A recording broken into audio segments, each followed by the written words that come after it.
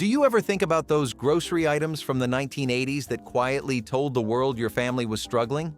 These budget staples filled cupboards and refrigerators in homes where every penny mattered and nobody talked about it. What forgotten foods kept your family fed when times were tight? Instant mashed potatoes from a box saved countless holiday dinners when time ran short and real potatoes felt like too much work. The flakes poured out like snowdrift into boiling water, transforming within seconds into something that resembled the creamy side dish everyone expected on the table. Families added extra butter, a splash of milk, and sometimes a spoonful of sour cream to disguise the texture that never quite matched the real thing. Kids scooped them onto plates without suspicion, mixing them with gravy until the origins became impossible to detect. Parents appreciated the speed, the consistency, and the price that allowed them to stretch the grocery budget toward the meat or the dessert.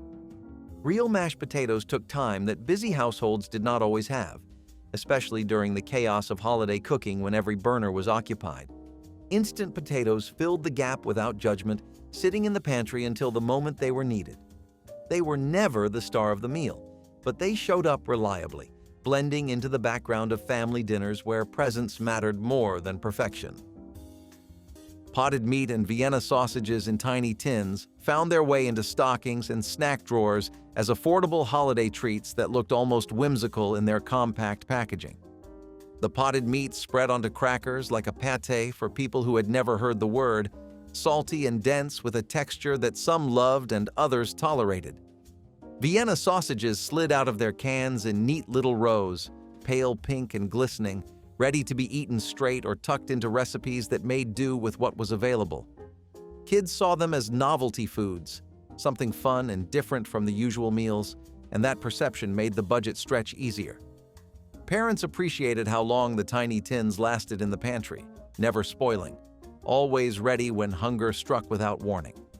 They showed up at picnics, road trips, and late-night snacking sessions, never demanding refrigeration or special treatment. And during the holidays, they became stocking stuffers that actually got eaten instead of tossed aside. The tins were cheap, the contents were filling, and the memories they created lasted far longer than anyone expected. Red dye. Number 2 was the invisible villain lurking in nearly every 1980s candy aisle. It made cherries brighter, strawberries redder, and fruit punch practically glow in the dark. Kids loved it. Parents did not. In the mid-1980s, scientists began raising red flags, linking the dye to hyperactivity and even potential health risks. Suddenly, that bright candy color looked a little too radioactive for comfort. Companies scrambled to pull products, and supermarkets quietly replaced the neon reds with paler shades of safety. It was one of the first times America realized how much chemistry hid behind natural flavor. Red dye number 2 became a symbol of corporate denial and consumer awakening. By the time it was banned in food production, entire aisles had to be reformulated. Candies, cereals, drinks, all of them changed overnight. What once looked delicious suddenly looked dangerous. Still, for anyone who grew up in the 1980s, that bright, unnatural red remains unforgettable, a warning wrapped in nostalgia. Swanson's canned whole chicken was proof that humanity will try anything once and only once. Picture this. You open a can, tip it upside down, and a pale, boneless bird slithers out with the texture of a wet towel. It was supposed to be a miracle of efficiency. An entire roasted chicken in one can, but it looked like something out of a horror movie. When it hit the plate, it made a sickening thud that echoed through kitchens like a warning. The skin had the look of melted plastic, the color of sadness, and the consistency of gelatin. Housewives gagged mid-dinner prep, while husbands pretended to be brave enough to taste it. Even the family dog, normally loyal and forgiving, took one sniff and retreated. The broth it came in was greasy, gelatinous, and vaguely alive, clinging to the chicken like regret. Housewives in the 1970s tried to make casseroles or sandwiches with it, but most couldn't get past the smell. Swanson insisted it was tender and flavorful, but photographs alone destroyed appetites nationwide. It was the kind of food you kept in your pantry only for the end of the world, and even then you might think twice. Opening one wasn't cooking. It was trauma in aluminum form. Somewhere between progress and punishment, this canned bird became the symbol of everything wrong with 1970s convenience dining. Saltine crackers were never the star, but they were always in the picture. The box lasted forever and the sleeves got stale faster than you could finish them, but you kept them anyway. They were there when the bread ran out, there when you were sick, there when dinner needed a filler. You spread peanut butter, dipped them in soup, crumbled them into meatloaf. Dry and plain and dusty on your tongue, but still, somehow, comforting. You lined them up on a plate like a snack tray when there was nothing else to serve. They broke easily in your hand, but never let you down in a recipe. Sometimes they were the only side dish on the table. You crunched them late at night when the house was quiet and your stomach was not. No one ever thanked them, but no one ever threw them out either. They lived at the back of every pantry like a safety net made of salt and starch. You wrapped them in napkins and tucked them in lunchboxes like they were gold. Sometimes dinner was just a few saltines and whatever you could scrounge. They held everything together, even when everything felt like it was falling apart. Saltines were not fancy. They were just always there. It was not just dessert. It was dinner backup. The chocolate chip snackin' cake was a box mix from Betty Crocker that promised an all-in-one solution. Just add water, stir, and bake. What came out was a rich, moist cake dotted with chocolate chips, perfectly sized for kids coming home hungry. It was a staple of after-school snacking. You did not need frosting. You did not need effort. Just a pan and an oven and 30 minutes. Moms loved it. Kids devoured it.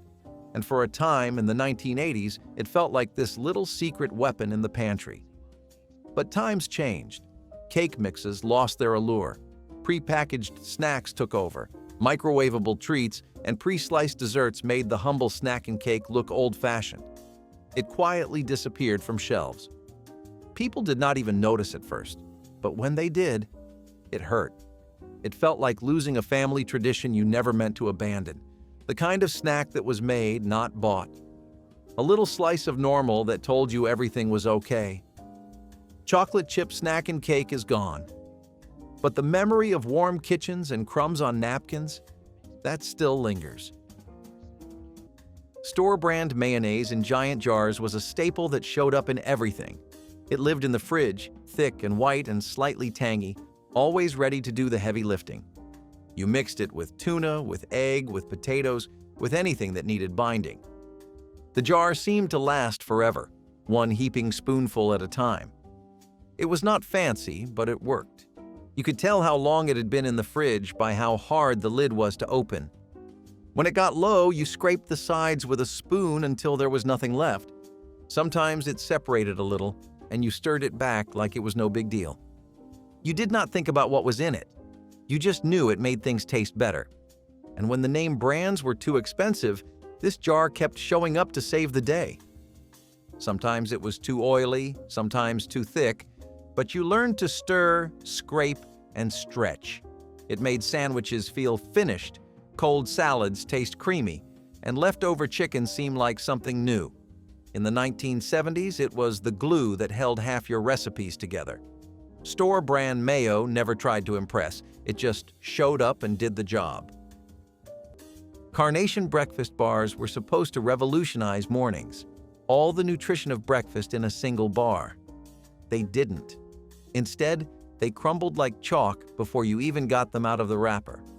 People described the texture as dry dirt held together by sadness. Even the chocolate coating couldn't save them. It melted faster than the bar fell apart. Some people tried microwaving them for softness, but that only made the smell worse. People joked that they were eating drywall, with less flavor. The bars were supposed to provide protein and energy, but most of it ended up as crumbs in car seats and lunchboxes. Even dunking them in milk didn't help. They just dissolved into sludge. They were dry, gritty, and somehow both sticky and powdery at once. The kind of food that left you thirstier than before you ate it. Parents packed them for convenience. Kids traded them for anything edible. Carnation promised energy that lasts all day. but most people were hungry again by 9 a.m. The bars came in flavors like chocolate chip and peanut butter, but they all tasted like sawdust with ambition. They joined the long line of 1970s food that valued science over flavor, proving once again that complete nutrition means nothing if you can't swallow it. Sharkleberry Fin Kool-Aid was neon pink madness in a pitcher. The flavor was supposed to be a mix of strawberry, banana, and orange, but it mostly tasted like sugar, water, and chaos. Its mascot, a surfing shark, became an icon of summertime fun, until the drink's dyes came under fire. The drink's color was so bright it could stain anything: countertops, clothes, even your tongue for a full day. Parents joked it could be used as a highlighter, but when new dye regulations came out, that joke stopped being funny. Health officials found the artificial coloring used didn't meet new safety standards, and suddenly, the shark had to swim away. Parents who once laughed at the color started reading labels for the first time. The FDA crackdown on certain dyes sealed its fate. Kool-Aid tried to replace it with other tropical flavors, but none had the same wild personality. For kids who grew up in the 1980s, Sharkleberry Fin wasn't just a drink. It was a sugar-fueled fantasy that glowed brighter than the sun and disappeared just as fast. Government cheese in the orange box was one of the most recognizable symbols of stretching through hard times, a dense golden block that arrived through commodity programs and sat heavily in the hands of whoever carried it home. The cheese itself was rich, creamy, and melted into everything with an almost aggressive smoothness that store-bought cheese could never match. Families sliced it for sandwiches, cubed it for snacking, and grated it over casseroles that stretched ground beef into meals for six. There was no pretending about where it came from, and kids often saw the orange box sitting on the counter before it was quickly tucked away. Some families felt embarrassed picking it up, standing in lines at distribution centers while hoping no neighbors drove by. But once the cheese hit the pan, sizzling into grilled sandwiches or bubbling over macaroni, the shame dissolved into something closer to gratitude. It tasted better than it had any right to, and many adults still chase that particular flavor without realizing where the memory began. Government cheese fed families when paychecks fell short, and it did so without apology. Store-brand saltine crackers came in sleeves so long they barely fit in the cabinet, stacked neatly inside boxes that cost a fraction of the name brands sitting one shelf higher. These crackers showed up beside every bowl of soup, every slice of cheese, and every late-night snack that needed something crisp to carry it. The taste was close enough that most kids never noticed the difference, and parents appreciated how far a single box could stretch through the cold months. They crumbled into chili, floated in tomato soup, and disappeared by the handful during holiday movie nights when the family gathered in front of the television. The packaging was plain, the branding forgettable, but the function was identical to anything fancier. Families learned to stop caring about logos when the crackers tasted the same and the savings added up week after week. Some kids even preferred the store brand, though they never admitted it outside the house. Those long sleeves became a quiet constant in kitchens where budgets mattered more than appearances, proof that simplicity could fill a home just as well as anything dressed up in flashy marketing. Mornings were never the same once oatmeal swirlers hit the shelves. A packet of syrupy fruit goo came with each pack of oatmeal, letting kids draw pictures before stirring it in. Stars, smiley faces, swirls. It was like edible art, and for a moment in the late 1980s, it made breakfast fun. The oatmeal itself was fine, warm, sweet, standard. But the swirl, that was everything. It gave you control. It made breakfast personal. Even when the taste faded, the memory of swirling your initials into oatmeal felt oddly important. It was not just food, it was 5 minutes of being the artist of your own morning. But it also made it sticky, messy. Parents grew tired of the sugar stains and half-used packets. Betty Crocker pushed hard, but the novelty wore off. In a world shifting towards simpler and faster, swirlers felt like a delay. And then came the health trends. Suddenly, fruit syrup was not real fruit, and oatmeal had to be heart-healthy, not fun. Swirlers disappeared quietly. No headlines, no send-off. But those who remember can still taste that artificial strawberry swirl. It is strange how something so small left such a lasting memory. Maybe because it gave you a little control in a world that rarely did. Oatmeal swirlers were messy, sure, but they were yours. Canned beets or carrots were not anyone's favorite, but they made the plate look complete. You opened the can, drained the liquid, and served them straight, or maybe warmed them in a little butter.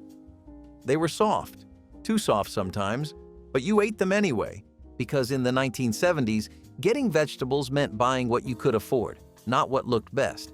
They added color, nutrition, and just enough balance to a meal made of starch and meat. You did not love them, but you learned to work with them. You mashed them into other dishes when the kids refused to touch them. You glazed them with sugar and crossed your fingers they would pass for something better. Some cans were tastier than others, depending on the brand and the batch.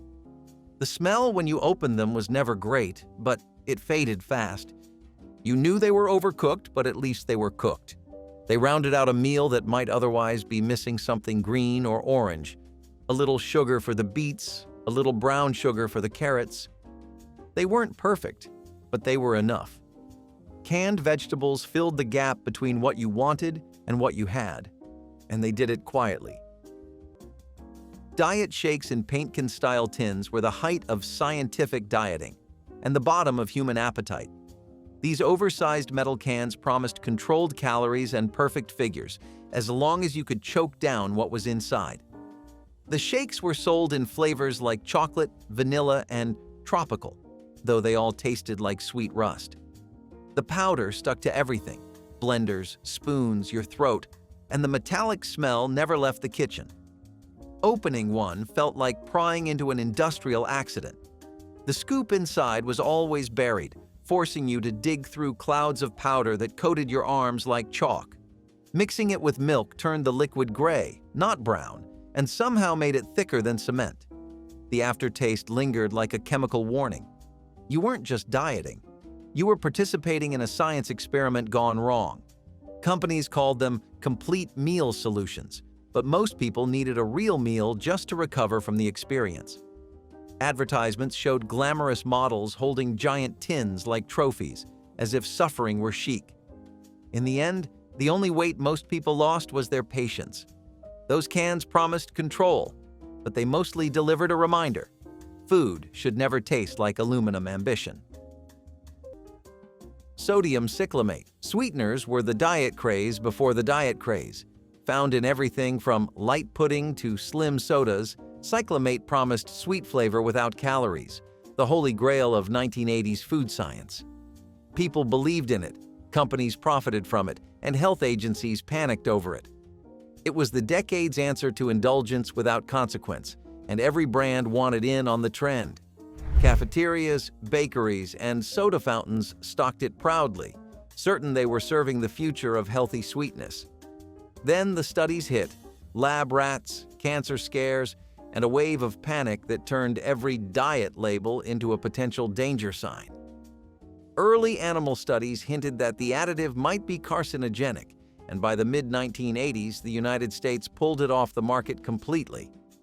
Europe followed soon after, though a few countries still clung to it for years. Consumers were confused, wondering why yesterday's miracle was suddenly today's poison. The ban forced food companies to scramble for substitutes, giving rise to the aspartame era, a solution that sparked even more controversy. For many 1980s dieters, cyclamate was their first taste of betrayal, a chemical sweetheart that turned out to be a bad relationship.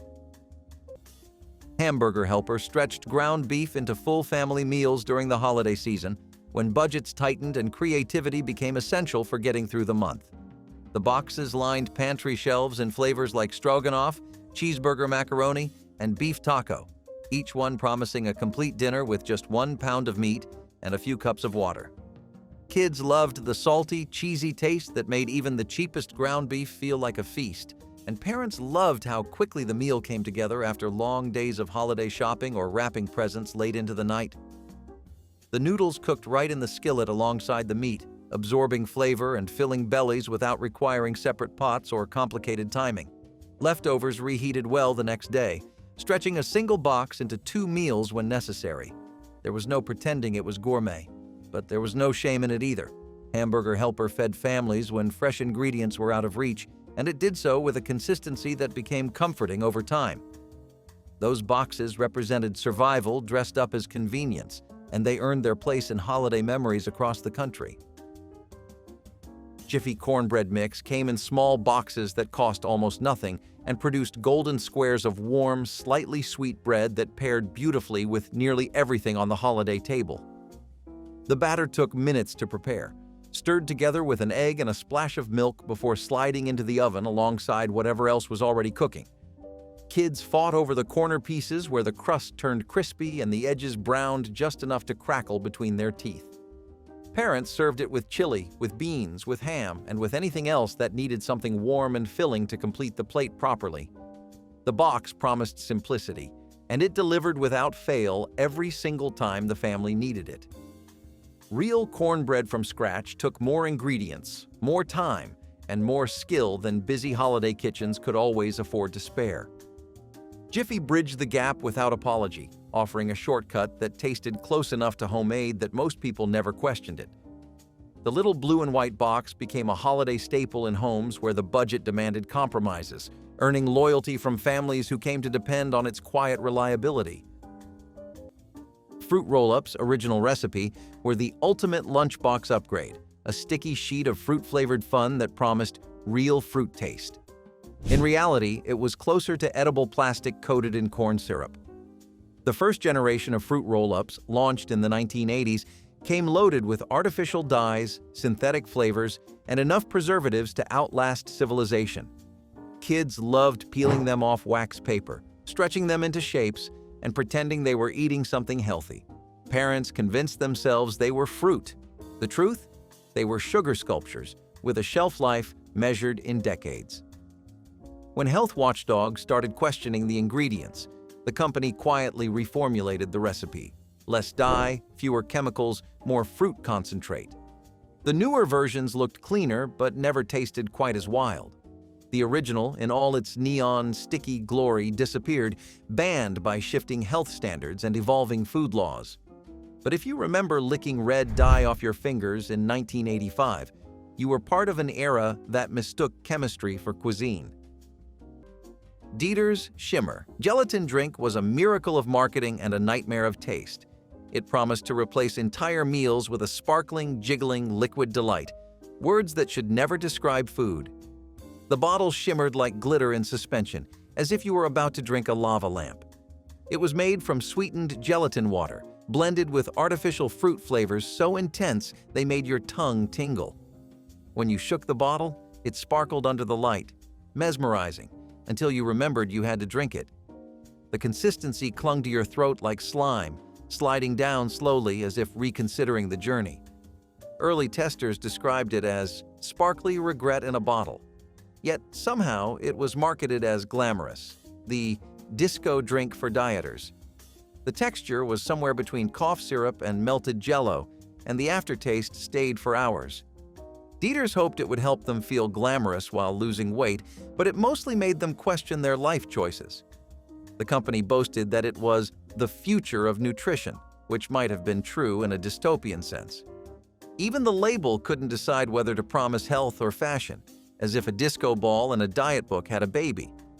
Shimmer proved that the 1970s could sell anything, as long as it sparkled. Boxed cornflakes, store brand of course, were breakfast on a budget.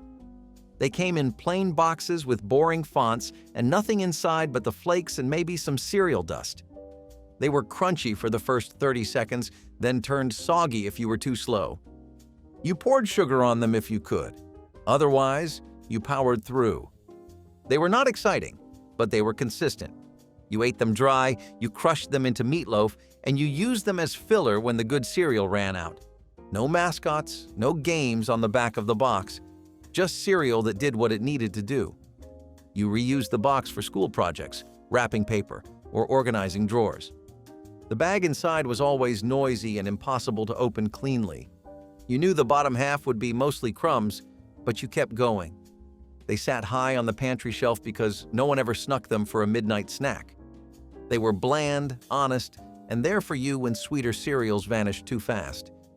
Sometimes you mixed them with another cereal just to give them a second chance. No one asked for them, but no one threw them away. Corn Flakes taught you that reliable food is underrated.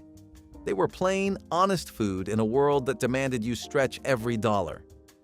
Boxed Corn Flakes did not make you feel rich, but they did make sure you were fed. Before Pop-Tarts ruled the toaster, there were Danish go-rounds, a rolled-up pastry, spiraled with fruit filling, made to pop right out of the toaster and into your hand. It was flaky, it was warm, and it was easy.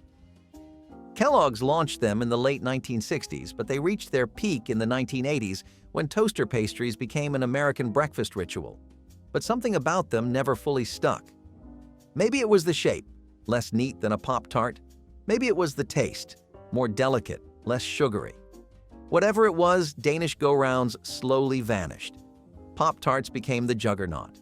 Shelf space shrunk, and the go-round was quietly retired. Kids barely noticed. Parents moved on. But years later, people still talk about them, about that flaky crust, that swirl of fruit, that sense that breakfast did not always have to come in a rectangle. You will not find them in stores. And Kellogg's has never hinted at a comeback. They remain frozen in memory, part of a past where innovation looked like a spiral, not a square. A better taste? Maybe, but not a better fit for the machine. It came in short, stubby containers. The texture was smooth, velvety, and rich. Not like the runny stuff most people associated with yogurt. This was custard style, creamy, decadent, almost dessert. Canned corned beef hash was salty, soft, and a little strange, but it fed you well. You cracked the lid, heard the suction break, and slid out a solid block of meat and potatoes. It looked like dog food and smelled like breakfast, and somehow it worked. You'd fry it in a skillet until it crisped on the edges and serve it with eggs, if you had eggs. If not, it stood on its own, greasy and rich and completely satisfying. There was no guessing what was in it. You just trusted that it was meat and starch and enough to hold you till dinner. You flipped it carefully so it didn't fall apart. Sometimes it stuck to the pan and you scraped it up anyway. It hissed in the skillet and filled the house with the kind of smell that said, "There's food on the stove." Leftovers went into sandwiches, folded into omelets, or straight into a bowl with ketchup. It was versatile because it had to be, and filling because it needed to be. You might not have liked how it looked, but you never argued with how it made you feel. Some people added onions or ketchup, others just let it sizzle. It tasted better than it looked. And on mornings when the cupboard was close to empty, corned beef hash reminded you that a can opener and a hot pan could still mean a good meal. In the 1970s, it was one of the cheapest ways to feel like you were eating something hearty, and it stuck with you. Space food sticks were supposed to make you feel like an astronaut, but most people felt more like hostages to bad taste. Marketed as the food of the future, these chewy, tube-shaped snacks promised energy, convenience, and space-age nutrition. In reality, they were rubbery chocolate glue wrapped in foil, sticking to your teeth and your soul in equal measure. The packaging screamed adventure, but the flavor whispered punishment. They were dense enough to survive re-entry, yet fragile enough to crumble into brown dust if left in the sun. Parents kept buying them because kids loved the NASA tie-in, not because anyone actually wanted to eat them. It was the only snack that could make both astronauts and children question their life choices. They came in flavors like caramel, peanut butter, and chocolate, though none resembled anything found on Earth. Kids begged their parents for them, imagining themselves floating in zero gravity, only to realize astronauts probably ate better than this. The ads showed smiling families pretending this was adventure food, but in every kitchen, the reaction was the same: confusion, then regret. The texture was somewhere between an eraser and a protein bar that lost its will to live. They disappeared by the 1980s, only to return decades later as a nostalgia novelty. Because apparently, even bad memories can make money if you wrap them in silver. MSG-laden soup mixes were the backbone of 1980s casseroles, stews, and potluck dinners. Every home cook had a few packets stashed away, ready to transform boring chicken into culinary magic. "Just add water," the boxes said, and families did, by the millions. The flavor was bold, addictive, and unmistakably artificial. Then came the MSG scare, a flood of reports blaming monosodium glutamate for headaches, fatigue, and Chinese restaurant syndrome. Overnight, something that once meant flavor now meant fear. MSG became public enemy number one, thanks to sensational headlines and questionable studies. Suddenly, housewives who'd spent years cooking with it were tossing it in the trash. Even companies that knew the science was shaky jumped ship to avoid backlash. Manufacturers scrambled to hide it under new names like hydrolyzed protein. Supermarkets purged shelves, and recipe books quietly rewrote themselves. The craze for all-natural cooking that followed changed the way America seasoned its food forever. By the 1990s, MSG's reputation was unfairly destroyed, though science later found little evidence of harm. Still, those old packets disappeared for good, taking with them a flavor so intense it almost made you forget what real food tasted like. Ramen noodles by the case-filled pantry shelves as the ultimate backup meal that never let a family down during the lean weeks of winter. The small square packages cost almost nothing, and each one promised a hot bowl of salty broth and soft noodles in less time than it took to set the table. Kids ate them after school, parents ate them for quick lunches, and sometimes the whole family gathered around bowls of steaming ramen when the grocery budget had stretched as far as it could go. The flavor packets dissolved into boiling water with a swirl that turned plain noodles into something that felt like a real meal. Some families added eggs, vegetables, or slices of leftover meat to stretch the nutrition further without spending another dime. The packaging was simple, the ingredients were basic, and the satisfaction was immediate. Ramen became a symbol of making do, of creativity born from necessity, and of meals that filled bellies even when the refrigerator held almost nothing else. Those small packages carried families through hard weeks without complaint, proving that survival could taste surprisingly good. Frozen juice concentrate in the small cardboard cans sat in freezers waiting to be mixed into pitchers of something that almost tasted like fresh squeezed. The frozen cylinder slid out with a satisfying thunk, landing in the pitcher before tap water dissolved it into something sweet and bright. Kids stirred enthusiastically, watching the orange or grape or lemonade color spread through the water like magic happening in their own kitchen. Fresh juice was expensive and spoiled quickly, but concentrate lasted for months in the freezer and stretched into multiple servings that cost a fraction of the real thing. Parents served it at breakfast, packed it in thermoses for school lunches, and poured it at holiday gatherings where nobody questioned what they were drinking. The taste was sweeter than fresh, more consistent, and perfectly acceptable to kids who had never known the difference anyway. Those little cans became a staple of morning routines in homes where every dollar mattered. The juice did its job without pretense, filling glasses and filling the gap between what families wanted and what they could actually afford. Olestra fat-free chips were the 1980s biggest snack food miracle and one of its most notorious disasters. Marketed as a breakthrough for people who wanted all the flavor of fried chips without the guilt, Olestra promised to change snacking forever. You could eat as many chips as you wanted, they said, and never gain weight. The slogan might as well have been, "Eat fearlessly and pay later." The secret ingredient was Olestra, a fat substitute that your body could not digest. That sounded great on paper until consumers learned it also caused gastrointestinal distress. In plain English, that meant sudden, unstoppable regret. People stocked up, ate entire bags, and then learned firsthand why scientists should not play snack gods. Within months, news outlets were running horror stories, and Olestra became a household punchline. Even though the chips were technically safe, no one wanted to take the risk. The miracle turned into a warning, a symbol of how far companies would go to sell fat-free dreams. By the early 2000s, Olestra snacks were gone, remembered only by those who learned the hard way that some chips really do bite back. Salad in a can was the era's saddest attempt at health food. lettuce, dressing, and despair sealed tight in tin. Each can promised a fresh, balanced meal that could be stored for months, which should have been the first red flag. Once opened, you were greeted by limp, brownish leaves drowning in vinegar-scented goo. The smell hit first, a sharp metallic tang that made you question your life choices. The dressing had congealed into something resembling glue, and the lettuce was so wilted it practically begged to be buried. Advertisers posed models on picnic blankets holding open cans, pretending to enjoy it.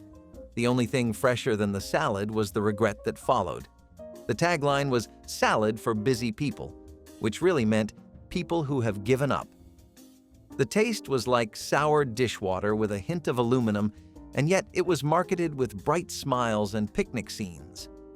It was meant to bring freshness to the shelf-stable revolution, but instead, it buried salad's reputation for an entire generation. Even cats turned their noses up at it. People quickly realized that lettuce, nature's most fragile food, did not belong anywhere near a can opener. In the age of innovation, this one proved that not everything needed to be preserved. Dry egg noodles in cellophane bags were the unsung hero of the pantry. You could get a whole bag for less than $1, and they could turn into just about anything. They boiled fast, held sauce well, and didn't need anything but a little margarine and salt to be considered dinner. If you had canned soup, they went in. If you had leftover meat, they soaked it up. They were soft, simple, and endlessly forgiving. You didn't read recipes, you cooked by feel, by habit, by hunger, and somehow those plain old noodles came out just right. They were the background singer in 100 family dinners. You could stretch them over multiple nights, or serve them all at once when company came by. Sometimes you buttered them with pepper and called it done.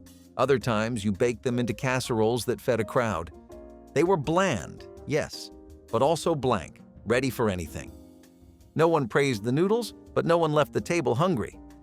In the 1970s, this was your food safety net, cheap, filling, and flexible. Dry egg noodles were not a luxury, but they were a lifeline. You could spot it a mile away, the tall, slim pink can with the word Tab screaming from the side. For a generation of women in the 1980s, Tab was more than just a diet soda. It was marketed like a lifestyle. Drink Tab, stay thin, be modern, that was the fantasy. And it worked. Its saccharine taste and strange chemical afterglow didn't matter. You drank it because your mom did, because your aunt kept a case in the garage, because it felt like rebellion in a can. But Tab's magic began to wear off by the end of the decade. Coca-Cola launched Diet Coke, and suddenly, Tab looked old, outdated, forgotten. It limped along through the 1990s, more of a relic than a brand. In some regions, it vanished quietly. In others, it clung on thanks to loyalists who refused to let go. But eventually, even the diehards gave up. When Coca-Cola discontinued Tab in 2020, it was almost a formality. The real death happened long before that. It was when the last pink can sat warm and lonely on a dusty shelf, waiting for someone who no longer remembered the taste. Tab wasn't just a diet drink. It was a promise. One we outgrew, or maybe one that outgrew us. Pre-packaged tuna salad kits with mayonnaise packets were a lunchtime revolution gone wrong. Designed for workers and students on the go, they came with everything you needed: crackers, tuna, and a tiny pouch of mayonnaise. All you had to do was mix and eat. Simple, right? Until stores started noticing the kits spoiling on shelves. The heat-sensitive mayonnaise packets were breaking down in transit, creating a bacterial playground inside the package. Even sealed, the kits were quietly festering, the tuna sweating, the mayo curdling. Some customers opened theirs to find greenish residue or an unmistakable sour smell. It wasn't just unappetizing, it was unsafe. Reports of food poisoning began surfacing, and grocery chains pulled them overnight. Consumers felt betrayed. A product marketed as safe and convenient had turned risky and rancid. By the early 1990s, new packaging laws banned unrefrigerated mayo kits entirely. Tuna lunch kits later returned with shelf-stable formulas, but the trust was gone. The original kits are remembered as the lunchbox equivalent of a ticking time bomb, one that exploded not with sound, but with stomach aches. Kool-Aid packets for holiday punch lined the grocery aisle in rows of bright colors, each small envelope promising a full pitcher of sweetness for just a few cents. Families bought them by the dozen, mixing cherry with grape or orange with lemon to create signature blends that showed up at every holiday gathering throughout the season. The powder dissolved into tap water with a swirl of a wooden spoon, transforming something ordinary into something that looked almost festive when served in a glass bowl with ice cubes floating gently on top. Kids loved the bright colors and the sugar rush that followed every cup, completely unaware that the punch was standing in for sodas or juices that cost far more.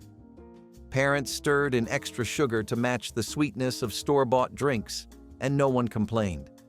The powder stained lips, fingers, and sometimes kitchen counters, but it also stained memories with something close to joy. Holiday punch made from Kool-Aid became a tradition in homes where creativity stretched further than cash, and the taste still triggers deep nostalgia for anyone who grew up watching that powder bloom into color. Margarine instead of real butter sat in refrigerators across the country, yellow and soft inside its plastic tub, ready to spread on toast or melt into holiday recipes without complaint. The tub itself was practical, reusable, and destined for a second life, holding leftovers or crayons long after the margarine was gone.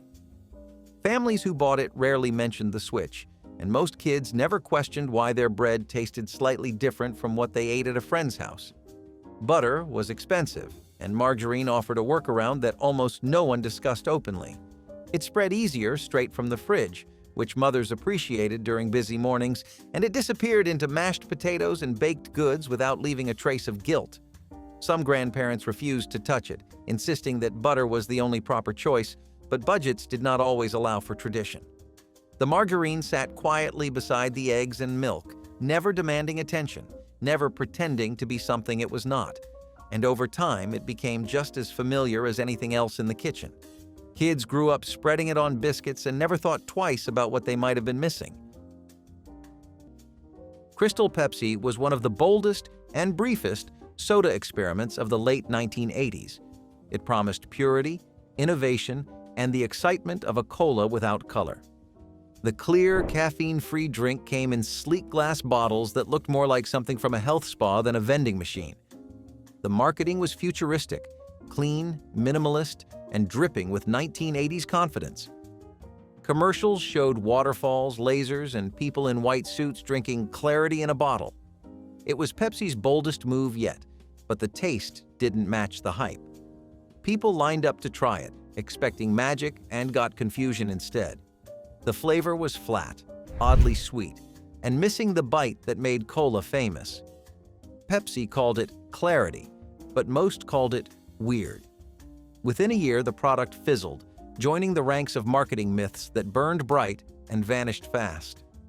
Critics later called it the most 1980s drink ever made, all style, no substance, and a little too confident in its own coolness. Crystal Pepsi may have been banned by poor sales, not law, but its spirit fits perfectly in this list. An idea too clean for a world that wanted its cola dark, caffeinated, and unapologetically messy. Canned tomato paste was not something you ate on its own, but it was in everything. You added a spoonful to soup, to sauce, to anything that needed depth on a budget. It was thick, dark, and so concentrated it stained your fingertips. One little can could stretch a meal for 6. You learned to scrape every last bit from the corners with a spoon. It was the base of spaghetti night, chili, casseroles, even homemade ketchup. When fresh tomatoes were too expensive, tomato paste stepped in without complaint. You mixed it with a bit of sugar to cut the bitterness. Sometimes you watered it down and pretended it was marinara. You knew it was a shortcut, but it never felt like cheating. A can of tomato paste gave dinner a backbone, even when the ingredients were bare. It lived in the back of the cupboard, waiting quietly for its turn. No one ever praised it, but nothing tasted right without it. In the 1970s, that tiny can held more than just flavor. It held possibility. Tomato paste was how you made cheap food taste like you tried. Fruit roll-ups were weird. Pudding roll-ups were weirder. A strip of chocolate pudding in the same sticky, peelable format. Kids were intrigued. Parents were confused. It looked like candy but was marketed as a snack. Texture-wise, it lived somewhere between fruit leather and Play-Doh, and that might be why it failed. Still, for a few brief years in the late 1980s, it became a bizarre staple in school lunches. You could find it in trade deals between Lunchables and juice boxes, but it never caught on the way fruit roll-ups did. People just did not know what to make of it. Was it dessert? Was it healthy? The packaging could not decide either. Eventually, it vanished, discontinued quietly like a secret never meant to be shared. You might think you imagined it, but no, it was real. The problem was, nobody knew how to explain it, not even Betty Crocker. And in a world obsessed with convenience and clarity, that was enough to get you pulled from shelves. Pudding roll-ups were too odd to survive, but for those who remember, they live on as proof that companies once took strange, delicious risks, and sometimes that was enough. Clam juice bottles were the sad, fishy ghosts of 1970s grocery store shelves. Sold as both a health elixir and a kitchen essential, they were supposed to make cooking faster and easier. A splash of ocean flavor right from your fridge. In reality, they were briny nightmares waiting to ruin dinner. One sip, and you'd swear you'd just licked the side of a boat. Most people bought it once out of curiosity, then left it to haunt their refrigerator forever. The label promised pure sea freshness, but what it delivered was low tide in a bottle. Even professional chefs admitted it tasted like seawater filtered through regret. Advertisers claimed it was a natural energy booster, rich in minerals and flavor, but no amount of marketing could mask the fact that it smelled like low tide and regret. Home cooks tried using it in chowders or sauces, but one pour was enough to ruin an entire meal, or a marriage. The bottle itself was a trap, glass, slim, and slightly foggy, daring you to forget it existed. Once opened, it would migrate to the back of the refrigerator, where it would live forever, untouched, unspoiled, and immortal. Even decades later, people still find half-empty bottles of it behind the mustard, preserved like relics from the age of bad ideas. Clam juice was not a beverage, not a shortcut, and definitely not food. It was proof that the 1970s could sell anything once, but only once. High-sodium frozen dinners were the guilty comfort of 1980s convenience culture. Every brand from Swanson to Banquet filled freezer aisles with Salisbury steak, mashed potatoes, and gravy that could outlast the apocalypse. They were fast, cheap, and dependable, the perfect meal for anyone too tired to cook after a long day. The downside? Each tray contained more salt than an ocean wave. Doctors began linking them to hypertension and heart disease, and suddenly, convenience looked like a killer. What started as a quick dinner fix turned into a health crisis on a plate. The sodium levels weren't just high, they were astronomical, often topping 2,000 milligrams in a single meal. Nutritionists joked that a Swanson dinner was less food and more brine in a box. The FDA's evolving nutritional guidelines in the late 1980s forced companies to pull or reformulate entire product lines. The old recipes disappeared, replaced by heart-healthy versions that never quite tasted the same. For people who grew up on them, it felt like losing a piece of home, the salty, buttery kind. Frozen dinners didn't die, they just got watered down, literally and figuratively. But those who remember the originals can still taste that sodium-soaked nostalgia and the guilt that came with every delicious bite. Day-old bread from the discount rack was one of those grocery store secrets that families guarded carefully, arriving early to grab the best loaves before anyone else noticed them. The bread sat in a separate section, marked down because it had passed its peak freshness by a single day, even though it tasted perfectly fine for toast, sandwiches, and French toast casseroles. Kids never knew the difference when their lunch sandwiches came wrapped in wax paper, and parents never mentioned the savings that added up loaf after loaf. The crust was slightly firmer, the center still soft enough for peanut butter to spread without tearing, and the price made room for other things the family needed. Some mothers turned it into bread pudding, croutons, or stuffing that stretched holiday meals further than fresh loaves ever could. There was no shame in the discount rack, only practicality dressed up as resourcefulness. Families learned to see value where others saw expiration dates, and those marked-down loaves fed more holiday breakfasts than anyone ever counted. The bread did its job without complaint, and so did the people who carried it home. Off-brand chips in oversized bags appeared at every holiday gathering where feeding a crowd mattered more than impressing anyone with fancy logos or recognizable packaging. The bags were enormous, puffed with air and filled with rippled or plain potato chips that tasted almost identical to the famous brands, but cost half as much at the register. Parents poured them into serving bowls without the original packaging visible anywhere nearby, and guests reached for handfuls without ever asking where they came from or noticing any difference. The crunch was right, the salt was right, and the satisfaction was exactly what people expected from chips at a party. Kids grabbed fistfuls during holiday movie marathons, leaving greasy fingerprints on remote controls and couch cushions without a care in the world.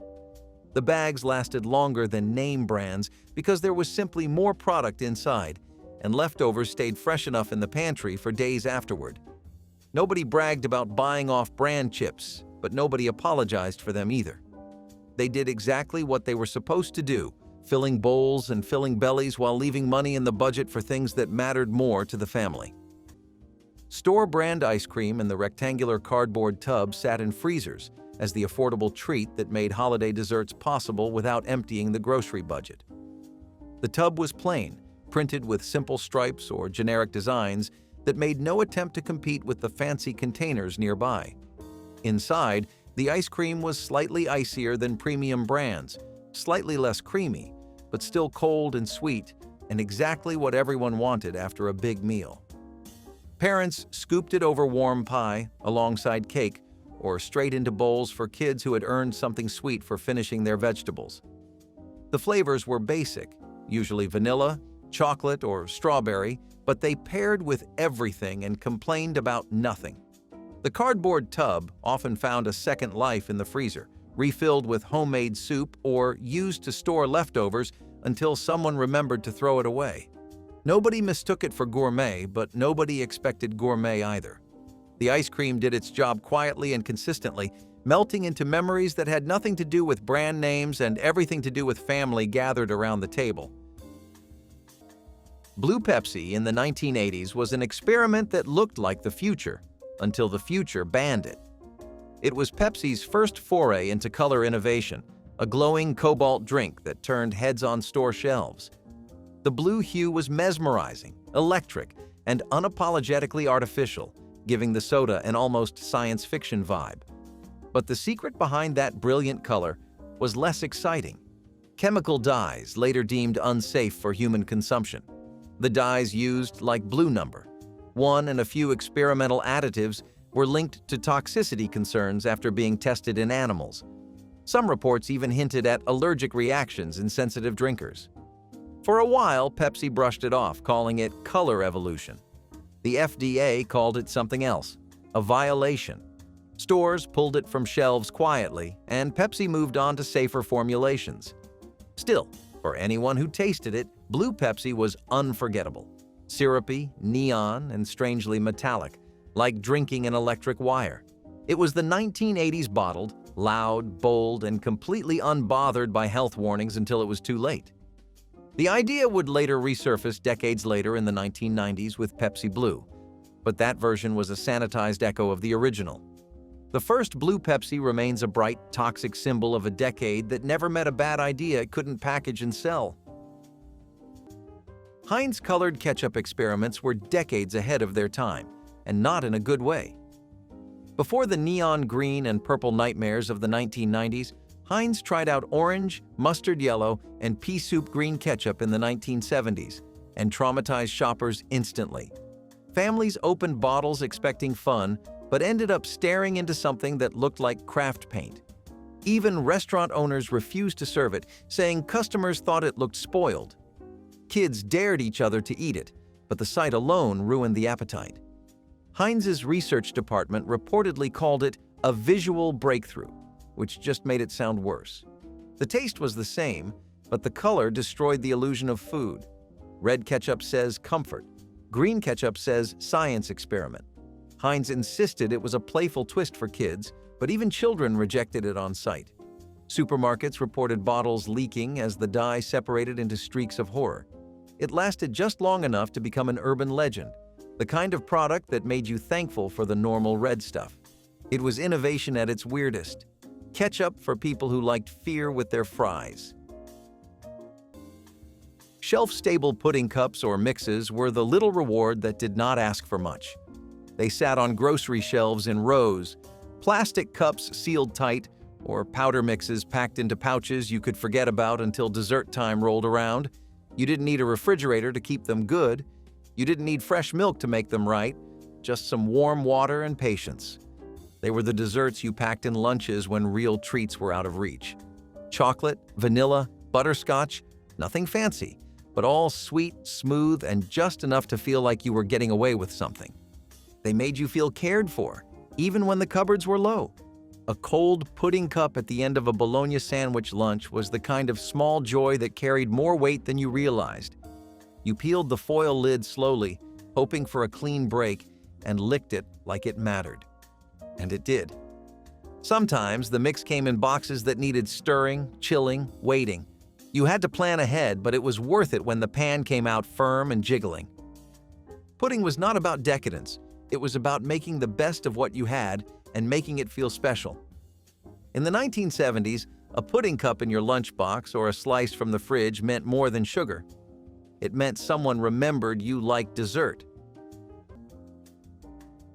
Kugel was a peanut butter with a secret. Actually, 4 secrets: banana, cinnamon, vanilla, and chocolate.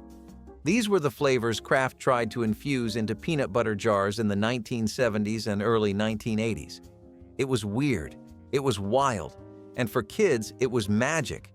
You would open the lid and see this glossy swirl that promised adventure. Peanut butter that tasted like dessert? Yes, please. But adults were not as convinced.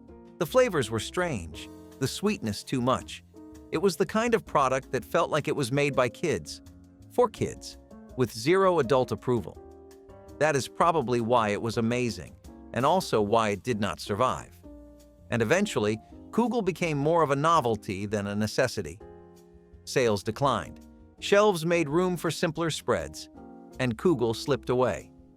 You can still find the jars online, empty, dusty, relics of a time when food was fun first. People who remember Kugel do so with a kind of disbelief. Did that really exist? Did we really eat peanut butter that tasted like banana pudding? Yes, and it was glorious. It was breakfast rebellion, dessert in disguise. And when it disappeared, it took a little bit of childhood chaos with it. Kugel was not for everyone, but for the ones who got it, nothing else quite compares. Canned tuna packed in water became the protein of choice when fresh meat felt like an impossible luxury during the holiday season. The small cans stacked easily in the pantry, waiting to be drained, flaked, and mixed into casseroles, sandwiches, or cold salads that stretched a single can into multiple servings for the family. Kids ate tuna melts on toast, tuna noodle casserole with crushed potato chips on top, and cold tuna salad scooped onto saltine crackers when something quick was needed between holiday chaos. The smell was unmistakable, filling the kitchen the moment the can opener bit into the metal lid. But families learned to love it because it meant dinner was coming together fast. Parents appreciated how affordable it was compared to chicken or beef, and how the protein content made it a respectable centerpiece for budget meals. Mixed with mayonnaise, celery, and a little salt, it transformed into something almost elegant when served on a bed of lettuce or tucked between slices of soft bread. Canned tuna fed families without apology, proving that humble ingredients could still create meals worth remembering fondly. Canned vegetables for holiday side dishes lined the pantry shelves in rows of green, yellow, and pale white, their labels promising convenience and a price that fit the tightest budget. Green beans sat in water that tasted faintly metallic. Corn kernels floated in cloudy brine, and peas rolled out of the can with a softness that fresh produce could never replicate. Families heated them on the stove with a pat of margarine, a shake of salt, and the hope that presentation would carry them through dinner. Nobody mentioned that the neighbors might be serving fresh vegetables or something frozen that still held a crunch. Canned sides were dependable, affordable, and fast, which mattered more during busy holiday seasons than anyone cared to admit. Kids pushed them around their plates, bargaining for dessert and promising to eat every last bite. Parents scooped them into serving bowls that once belonged to grandmothers, treating the contents with the same care as anything homemade. And at the end of the meal, those bowls were often empty, picked clean by people who were simply grateful to have food on the table at all. Artificially flavored cheese sprays were the guilty pleasure that defined lazy snacking in the 1980s. Sold in bright cans with cheerful nozzles, they made you feel like a culinary genius with just one press. Cheese on crackers, cheese on chips, cheese straight into your mouth. It was instant sophistication, according to the ads, but in reality, it was a science experiment disguised as dairy.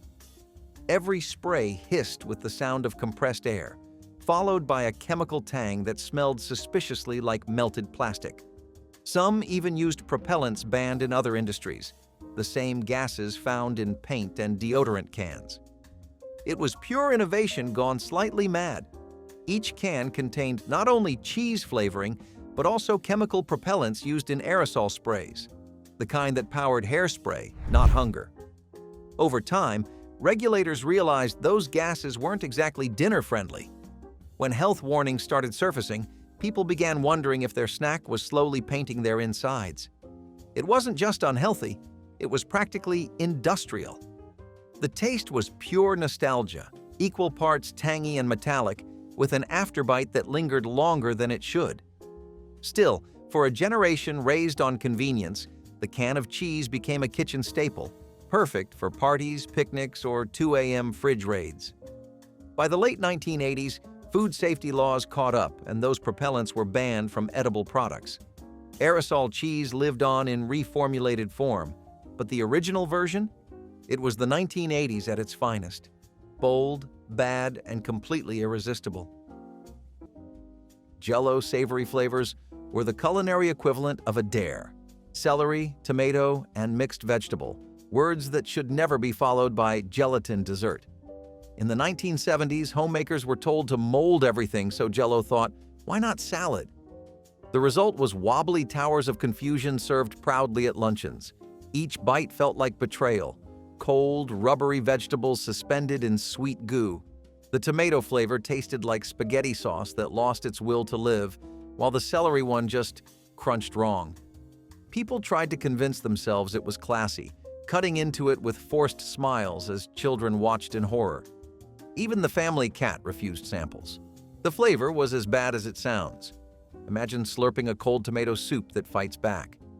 Even worse, these mixes were often paired with tuna, olives, or boiled eggs suspended like fossils in lime slime.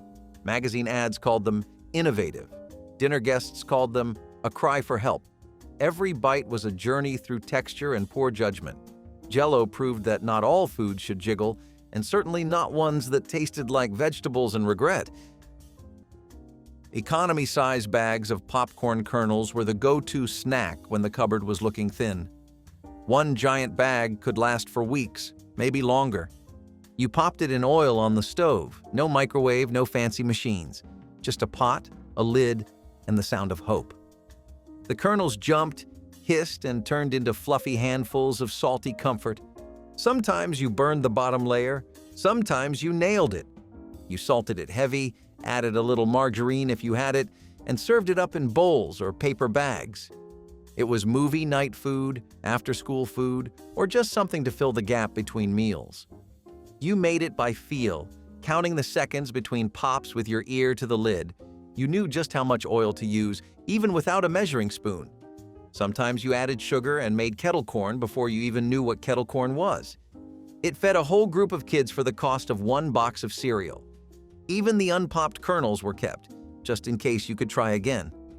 You burned your fingers more than once reaching into the pot too soon. The smell filled the house and drew people in like magic. And somehow that bag always lasted longer than you thought it would. It cost less than $1, and somehow it felt like a treat.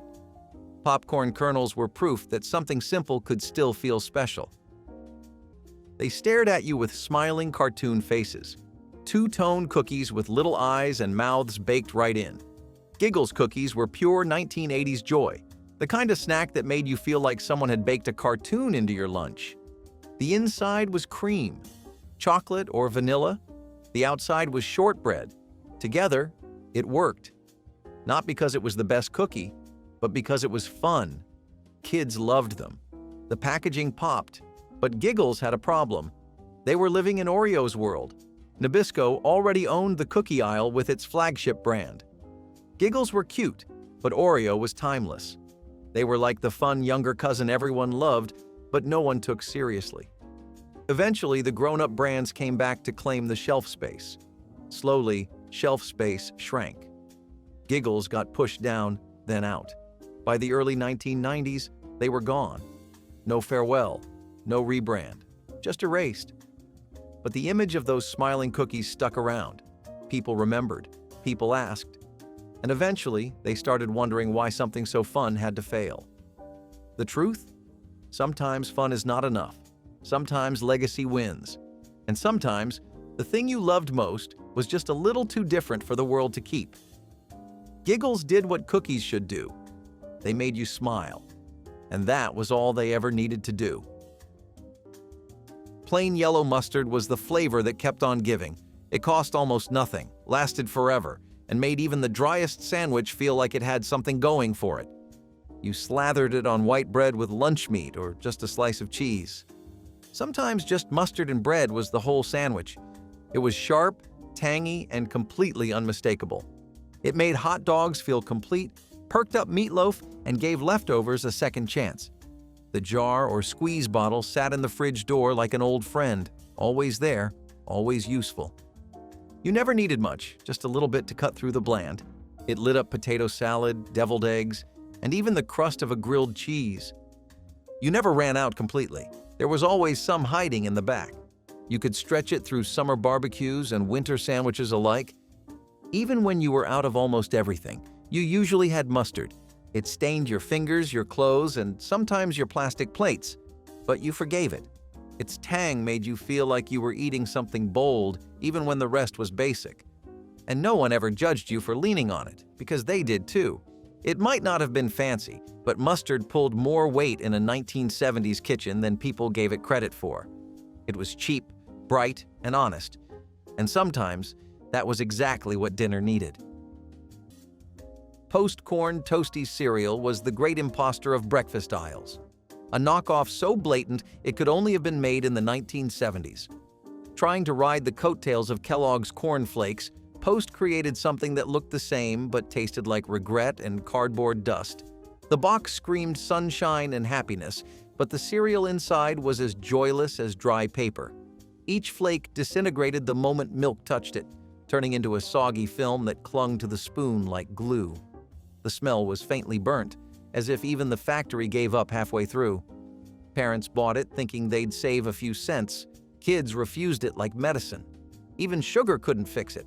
No matter how much you poured, it still tasted like broken promises. Post claimed their cereal was wholesome, crispy, and golden. Two of those words were lies, and the third was a stretch. Corn Toasties became a brief symbol of everything wrong with imitation food, a product that tried to be familiar but only reminded you how good the real thing was. It disappeared quietly, leaving behind empty bowls and the taste of defeat. Canned meat, spreads with nitrates were the lunchtime staple nobody questioned, until they did. Sold as savory protein spreads, these canned concoctions were made for crackers, sandwiches, and cold buffets. The flavor was meaty, salty, and vaguely metallic, and for decades, it was considered perfectly normal. But the secret ingredient keeping it fresh wasn't so innocent. Tests in the late 1980s revealed nitrate and nitrite levels far above the FDA's safe limits, preservatives that, when heated or stored improperly, could form carcinogenic compounds. The cans also contained sodium so high it could qualify as a cure-all for bland food and bad decisions. Health experts sounded the alarm, and grocery stores scrambled to pull the worst offenders. The ban came quietly, replaced by reformulated versions with reduced nitrates and shorter shelf lives. For people who grew up spreading it on crackers at family picnics, the news felt like betrayal. One more comfort food turned cautionary tale. Today, nitrate-free deli meats are everywhere, but those old cans remain a haunting reminder of how the 1980s traded safety for shelf stability. It was the era of forever food until regulators decided forever was far too long. Dry beans in the plastic bag represented patience, planning, and the willingness to cook from scratch when convenience foods still cost more than the time required to make them. The bags sat in the pantry for weeks before someone finally soaked them overnight, simmered them for hours, and transformed them into soups, stews, or hearty side dishes that fed the whole family for days. Kids watched the hard little pellets soften and swell, amazed that something so plain could become something so warm and filling. Parents added ham hocks, onions, or whatever seasonings they had on hand, turning a bag that cost almost nothing into a pot that could stretch across multiple dinners. The beans required effort, but they rewarded that effort with warmth, nutrition, and the kind of deep satisfaction that only slow-cooked food could provide. Some families served them over rice, others alongside fresh cornbread, and many simply ladled them into bowls with nothing but salt and pepper to finish the meal. Dry beans taught children that good food did not always come from cans or boxes, and that sometimes the best meals were the ones that took all day to make. Ramen noodles by the case-filled pantry shelves as the ultimate backup meal that never let a family down during the lean weeks of winter. The small square packages cost almost nothing, and each one promised a hot bowl of salty broth and soft noodles in less time than it took to set the table.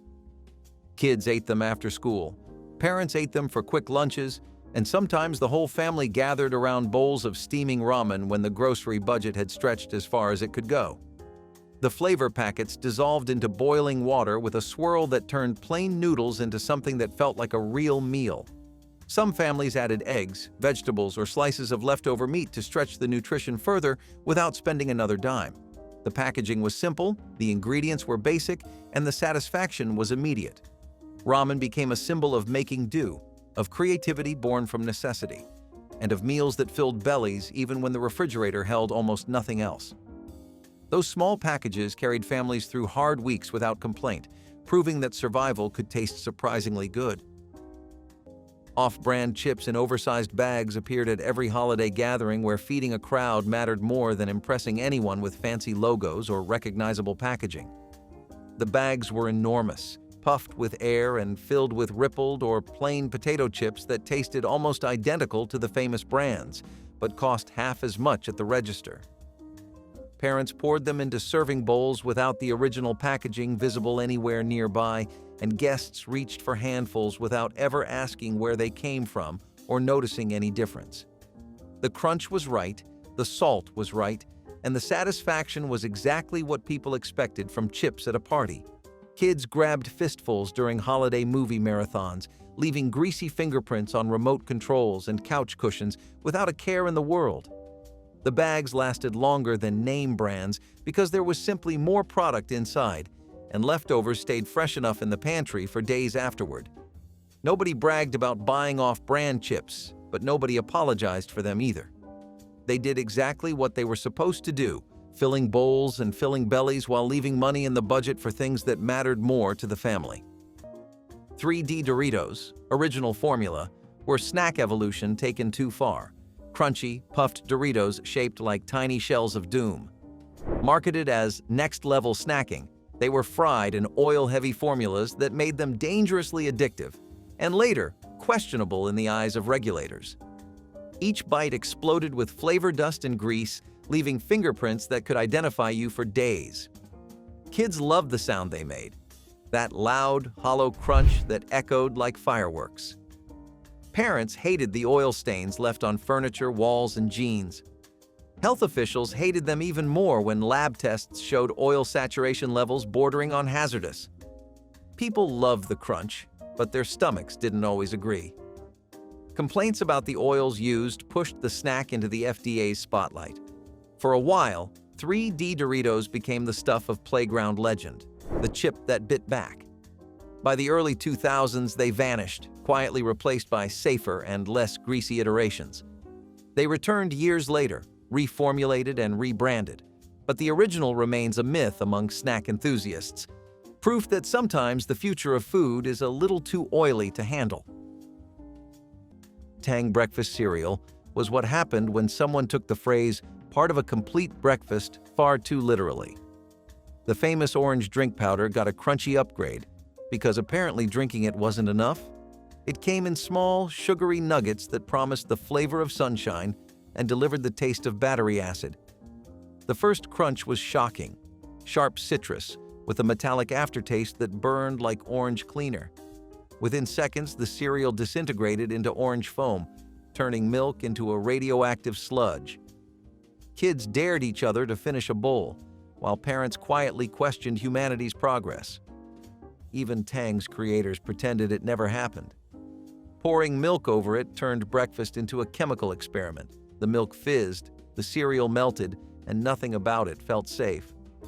Kids were curious once, parents never twice. NASA may have used Tang in space, but this version belonged in the trash. It was sweet, sour, and somehow both dry and sticky. The only thing this cereal fueled was regret. Tang tried to conquer breakfast twice, once as a drink, once as a disaster, and both times it left a bad taste in history.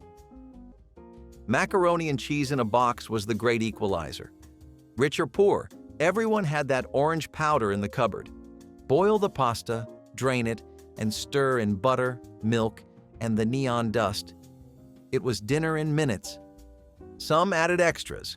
Most just ate it as is, because it was fast, cheap, and somehow comforting. The cheese sauce was barely cheese, but you loved it anyway. You scraped the pot with a wooden spoon until there was nothing left to lick. Sometimes you added hot dogs, peas, or canned tuna to make it stretch. You never read the directions. You just made it the way your family always had. Even when it clumped or turned runny, it still tasted like home. It filled the kitchen with a smell that said, "You're going to be okay tonight." Kids asked for seconds, and there was rarely enough for leftovers. It stuck to the spoon, clung to the bowl, and stained your tongue if you ate enough of it. In the 1970s, boxed mac and cheese was how you made sure the kids ate something hot, even when the fridge was almost empty. It was shelf-stable, kid-friendly, and budget-approved. Nobody cared that it was not real cheese. They cared that it was there when you needed it. Mac and cheese from a box was not just food. It was a plan that always worked. Libby's canned macaroni and cheese was everything wrong with the 1970s obsession with shelf-stable food. Open the can, and out slid a gelatinous orange blob that looked more like melted crayons than comfort food. It wobbled. It sloshed. It dared you to call it dinner. Steam rose from it like something being freed from a tomb. The cheese sauce was thick enough to patch drywall, and the noodles disintegrated on contact. Even the label warned to heat thoroughly, as if Libby's knew it was dangerous to eat cold. The only thing cheesier than the product was the marketing that called it homestyle. The noodles were limp, the sauce was sour, and the smell could ruin your appetite for a week. Yet somehow, Libby's ads promised creamy perfection, a phrase now used only in irony. It was a meal made for fallout shelters, not families. Parents bought it once, kids refused to eat it twice, and soon it vanished into canned food infamy. Today, it serves as a cautionary tale. Just because you can it, doesn't mean you should. Rely tampons by Procter & Gamble were a triumph of marketing and a tragedy of science. Sold in grocery aisles and advertised as revolutionary, they promised unmatched absorbency through their unique super sponge design. For a while, they were hailed as a breakthrough in women's health. But in 1980, the dream turned deadly. The synthetic fibers used in Rely tampons were linked to toxic shock syndrome, a bacterial infection that proved fatal for dozens of women. The product's sponge-like material, designed to trap more moisture, also created the perfect environment for bacteria to grow. Doctors quickly raised alarms. But Procter & Gamble's marketing machine was faster than the science. It took a national outcry and mounting deaths for the truth to finally hit the shelves. The recall was swift, the outrage faster, and the damage permanent. Rely disappeared from stores almost overnight, but the incident changed the entire industry. New safety standards, labeling laws, and medical research came directly from the disaster. It was a haunting reminder that even innovation can go horribly wrong when profit outpaces precaution. For a generation of shoppers, Rely wasn't just a brand. It was a warning stamped in fine print. Kool-Aid packets for holiday punch lined the grocery aisle in rows of bright colors, each small envelope promising a full pitcher of sweetness for just a few cents. Families bought them by the dozen, mixing cherry with grape or orange with lemon to create signature blends that showed up at every holiday gathering throughout the season. The powder dissolved into tap water with a swirl of a wooden spoon, transforming something ordinary into something that looked almost festive when served in a glass bowl with ice cubes floating gently on top. Kids loved the bright colors and the sugar rush that followed every cup, completely unaware that the punch was standing in for sodas or juices that cost far more. Parents stirred in extra sugar to match the sweetness of store-bought drinks, and no one complained. The powder stained lips, fingers, and sometimes kitchen counters, but it also stained memories with something close to joy. Holiday punch made from Kool-Aid became a tradition in homes where creativity stretched further than cash, and the taste still triggers deep nostalgia for anyone who grew up watching that powder bloom into color. Day-old bread from the discount rack was one of those grocery store secrets that families guarded carefully, arriving early to grab the best loaves before anyone else noticed them. The bread sat in a separate section, marked down because it had passed its peak freshness by a single day, even though it tasted perfectly fine for toast, sandwiches, and French toast casseroles. Kids never knew the difference when their lunch sandwiches came wrapped in wax paper, and parents never mentioned the savings that added up loaf after loaf. The crust was slightly firmer, the center still soft enough for peanut butter to spread without tearing, and the price made room for other things the family needed. Some mothers turned it into bread pudding, croutons, or stuffing that stretched holiday meals further than fresh loaves ever could. There was no shame in the discount rack, only practicality dressed up as resourcefulness. Families learned to see value where others saw expiration dates, and those marked-down loaves fed more holiday breakfasts than anyone ever counted. The bread did its job without complaint, and so did the people who carried it home. Caffeinated chocolate bars were the ultimate 1980s hustle food. These candy bars weren't for kids. They were for stressed-out adults chasing deadlines and dreams. "The sweet that keeps you going," the ads boasted, blending the comfort of chocolate with the rush of caffeine.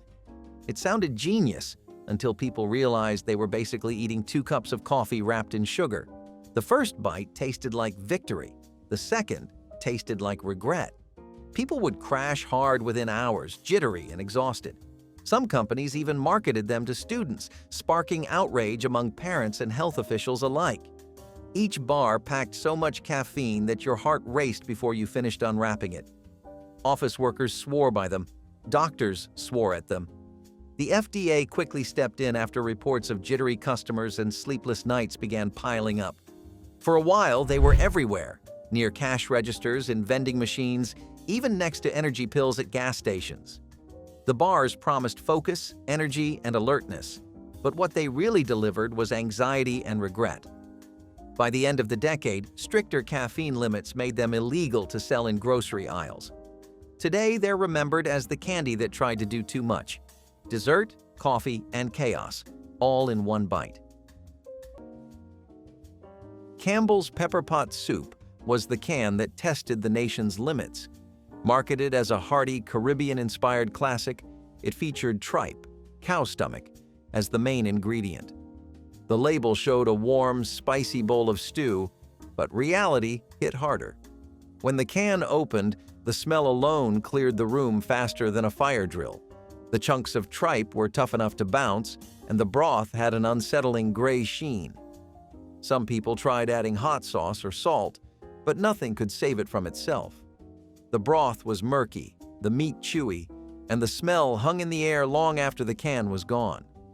People tried disguising it with spices, crackers, even ketchup. Nothing worked. It was one of those meals that made you appreciate how good other bad soups were. The smell was strong, the texture was chewy, and the flavor lingered in ways no one asked for. Families bought it once out of curiosity and immediately regretted it. Even pets refused to help finish the bowl. Campbell's tried to pitch it as exotic and bold, but most people just called it weird. It lived in the back of pantries for years, waiting for the apocalypse that never came. Eventually, it disappeared quietly, taking with it one of the strangest chapters in canned soup history. Frozen pie crust discs were your shortcut to something that felt homemade. They came stacked in twos, separated by paper, and wrapped in waxy plastic. You let them thaw on the counter and prayed they did not crack. Filled with canned fruit or leftover meat, they turned into dessert or dinner depending on the day. You pinched the edges, brushed the tops with a little milk, and baked until golden brown. They were flaky enough, forgiving enough, and always appreciated. You rolled them thinner if you needed to stretch them. If one tore, you patched it with your fingers and kept going. Sometimes they stuck to the pan, and you served them anyway. The smell of them baking made the house feel warmer, even in the middle of summer. No one asked if it came from scratch. They just said, "Thank you." Nobody cared that it came from the freezer. They cared that you made something with it. They saved you time, saved you ingredients, and gave you something to serve with pride. Frozen pie crusts were not homemade, but they still came from a place of care.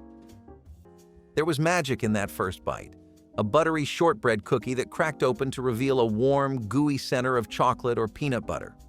Keebler Magic Middles were a staple of childhood snack time, a quiet little indulgence tucked into lunchboxes and after-school routines. They were soft, simple, and unforgettable. The magic came from the surprise. Most cookies showed you everything up front. Magic Middles made you wait. And somehow, that made it better.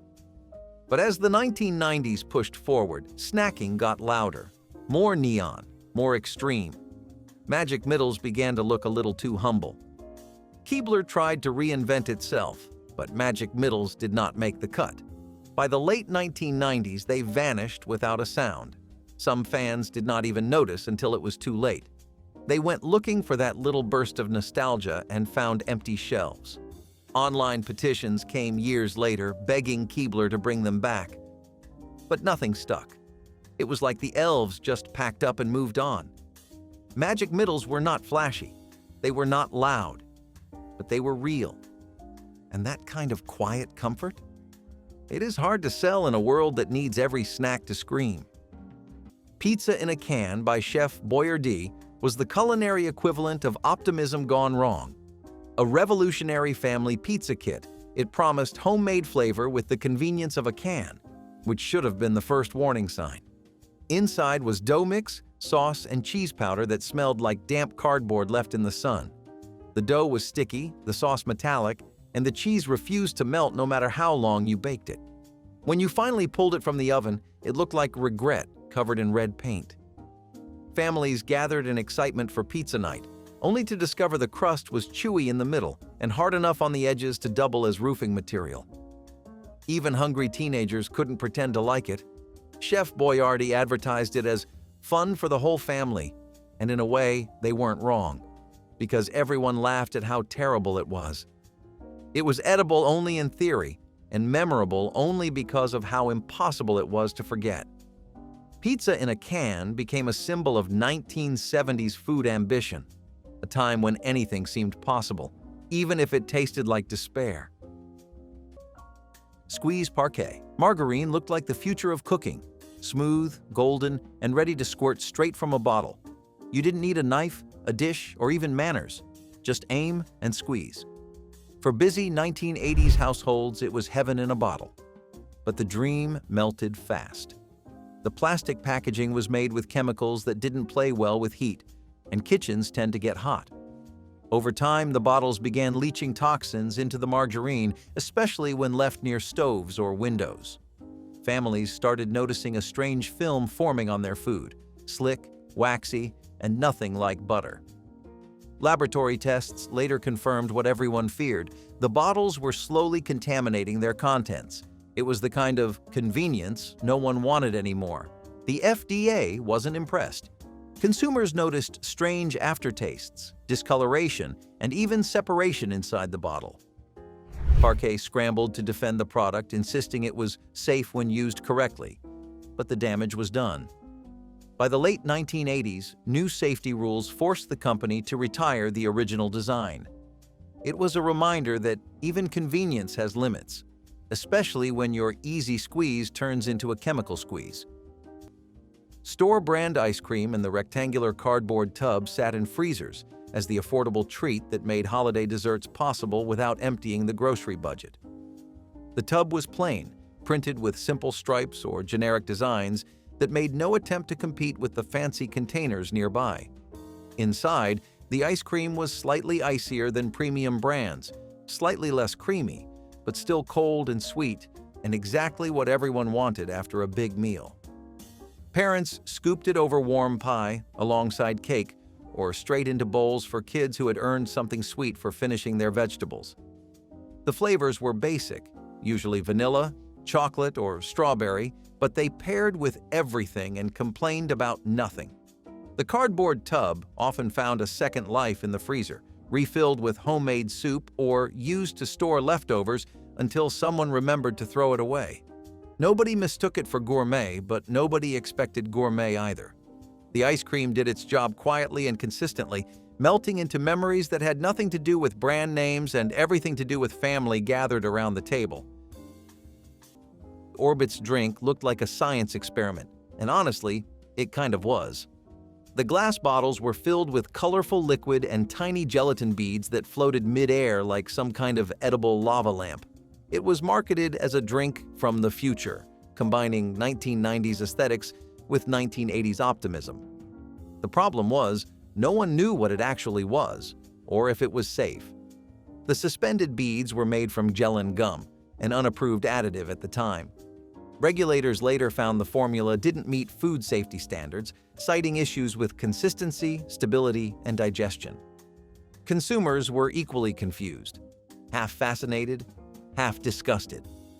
The drink's texture was bizarre, thick yet watery, with chewy bits that made every sip a dare. People bought it once for the novelty, took a sip, and left the rest on the shelf. Within a year, the futuristic beverage was banned from most markets and quietly discontinued.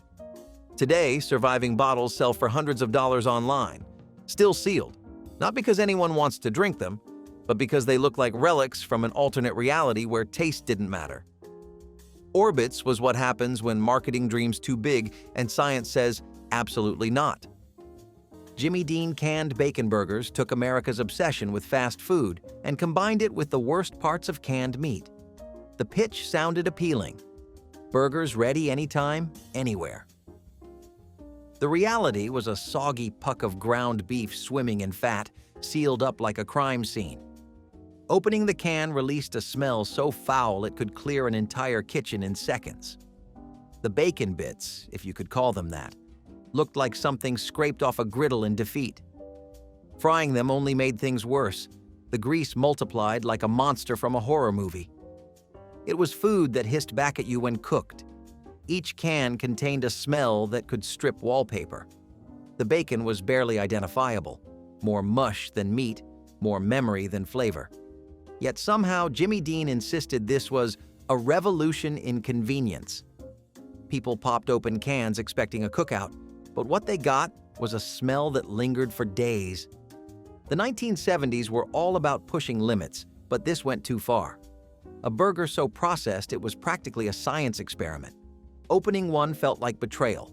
Eating one felt like punishment. It didn't take long for consumers to realize that no meal worth eating should clang when it hit the plate. Boxed gelatin mix, store brand, no frills, was the dessert you made when there was not enough for anything else. It cost pennies, took only water, and could sit in the fridge for days without going bad. Red, orange, lime green, it all tasted mostly the same. But that did not matter. It was cold, wiggly, sweet, and strangely satisfying. You poured it into mismatched bowls, let it set, and waited for that first satisfying spoonful. It was something you could offer guests and still feel like a good host. It filled space at birthday parties, potlucks, and school lunches. You could stretch it with canned fruit or whipped topping, turn it into a salad if you wanted to get fancy, or just eat it straight. Sometimes you made it just because you needed to feel like something was under control. It set slowly in the fridge, and for a few hours, you had something to look forward to. Gelatin mix did not impress anyone, but it held its place. Colorful, sweet, and just enough to count as dessert. Government cheese in the orange box was one of the most recognizable symbols of stretching through hard times, a dense golden block that arrived through commodity programs and sat heavily in the hands of whoever carried it home. The cheese itself was rich, creamy, and melted into everything with an almost aggressive smoothness that store-bought cheese could never match. Families sliced it for sandwiches, cubed it for snacking, and grated it over casseroles that stretched ground beef into meals for six. There was no pretending about where it came from, and kids often saw the orange box sitting on the counter before it was quickly tucked away. Some families felt embarrassed picking it up, standing in lines at distribution centers while hoping no neighbors drove by. But once the cheese hit the pan, sizzling into grilled sandwiches or bubbling over macaroni, the shame dissolved into something closer to gratitude. It tasted better than it had any right to, and many adults still chase that particular flavor without realizing where the memory began. Government cheese fed families when paychecks fell short, and it did so without apology. Kinder. Surprise eggs were the perfect balance of joy and danger. A hollow chocolate egg wrapped in foil, it hid a tiny plastic capsule inside, and inside that, a surprise toy. It was pure childhood wonder in edible form. The problem? American law does not allow non-edible items hidden inside food, especially small ones that can choke a child. Customs agents began confiscating Kinder eggs by the thousands, calling them contraband candy. Kids in Europe enjoyed them freely, while American children could only dream or smuggle them from relatives abroad. Parents protested, collectors cried foul, but safety laws won. In the US, Kinder eggs were banned entirely, replaced years later by a safer, separated version, Kinder Joy. Still, for those who remember the original, nothing compares to the thrill of cracking open an egg and finding both chocolate and a toy, a forbidden combination too perfect for its own good. Gerber Singles for adults was marketed as the perfect meal solution for lonely working grown-ups, and somehow that idea was even sadder than it sounds. Imagine sitting at your desk, spooning lukewarm beef burgundy or banana prune out of a baby food jar while pretending your life choices made sense. These jars were identical to what babies ate, only now you were supposed to feel sophisticated about it. The company promised portion control and convenient dining, but really it was just mashed sadness in glass form. The flavors were mushy, bland, and uncomfortably familiar, grown-ups rediscovering what it felt like to have no teeth and no dignity. Advertisers tried to spin it as modern efficiency, but even 1970s consumers had limits. Within months, store shelves cleared, not from demand, but from embarrassment. Gerber learned the hard way that adults do not want to be reminded of their infancy at lunchtime. The idea may have been practical, but it turned eating into an act of defeat. In the end, Gerber Singles became the punchline of a decade defined by weird convenience food, a baby step in the wrong direction. Economy bacon ends, and pieces were not pretty, but they were still bacon. You did not get neat strips. You got chunks, scraps, and the fatty leftovers that stores could not sell any other way. But they were smoky, salty, and cheap. You cooked them slow to melt the fat, then saved the grease for later. They popped and sizzled and filled the kitchen with the smell of something special. You chopped them into beans, stirred them into scrambled eggs, or sprinkled them over a potato to make it feel like more. Sometimes they were mostly fat. Sometimes you got a good piece. But every bite counted. You knew exactly what to do with them, even if no recipe ever called for them. They made Sunday breakfast feel a little more like a celebration. You could stretch a single handful across 3 meals if you played it right. Even the drippings were sacred. You saved every drop in an old coffee can. They crisped up in a cast iron pan better than anything else. They weren't made for photo spreads. They were made for survival. Every greasy splatter on the stove was proof that you had something hot on the table. They were greasy and irregular and absolutely necessary. In a time when full strips cost too much, bacon ends were how you kept the flavor without the price. You did not care what it looked like. You cared what it did. Economy bacon ends were not about presentation. They were about making breakfast feel like a win. Store-brand peanut butter crackers were the kind of snack that showed up when lunch was still a few hours away. They came in little plastic sleeves, bright orange crackers sandwiching a thin layer of slightly sweet, slightly salty peanut butter. You could buy a box of 6-packs for under $1, and they lasted all week if you were careful. They were crumbly, dry, and left peanut butter in the corners of your mouth. But you never said no to them. They were the treat tucked into a lunchbox when cookies were out of reach. You ate them slow, one bite at a time, trying to make them last, or you scarfed them down fast because hunger had no patience. Some broke in the package. Some were perfect, but everyone counted. They were the in-between snack that got you through school days, grocery trips, or waiting for dinner to be done. You never thought of them as luxury, but looking back, they were one of the most dependable little things in your pantry. Peanut butter crackers did not make a meal, but they gave you just enough to keep going. Tab Clear Cola was the soda that asked, "What if Diet Cola could also look like seltzer?" And no one answered. It was the early 1990s strange child of 1970s diet culture. A clear cola that claimed to be revolutionary, but mostly just confusing. Marketed as a pure alternative, it looked like water, tasted like chemicals, and vanished like vapor. The first sip was a contradiction. The taste of cola without color, sweetness without satisfaction. Pepsi drinkers were puzzled. Coca-Cola fans were horrified. Even the logo looked lost, floating somewhere between a science project and a warning label. Tab Clear tried to capitalize on the clear beverage trend, but people couldn't trust something that looked like club soda and claimed to be cola. It was all the artificial flavor of diet soda with none of the charm. Within a year, the product fizzled, literally and figuratively, leaving behind half-empty bottles in vending machines and the faint smell of corporate panic. It was later revealed that Coca-Cola intentionally made it confusing to sabotage its own competition, which somehow makes sense, because nothing says bad idea like a soda that made people wish for regular Tab. The artificial whipped cream in pressurized glass cans was a disaster waiting to happen, and in the 1980s it finally did. Long before aluminum cans became standard, some whipped cream brands packaged their product in sleek, clear glass bottles to show off the rich texture inside. They looked beautiful in commercials, frosty, elegant, and perfectly premium. But behind that gloss was a bomb. The pressurized nitrous oxide used to propel the cream reacted unpredictably with the glass, especially when stored in cold grocery freezers. Several cans shattered or outright exploded, sending shards and whipped cream flying. Supermarkets reported injuries, lawsuits followed, and regulators stepped in immediately. The product was recalled nationwide within months, replaced by safer aluminum designs. Some brands tried to blame improper storage, but consumers weren't buying it, literally or figuratively. The incident reshaped how aerosol products were tested and handled in the food industry.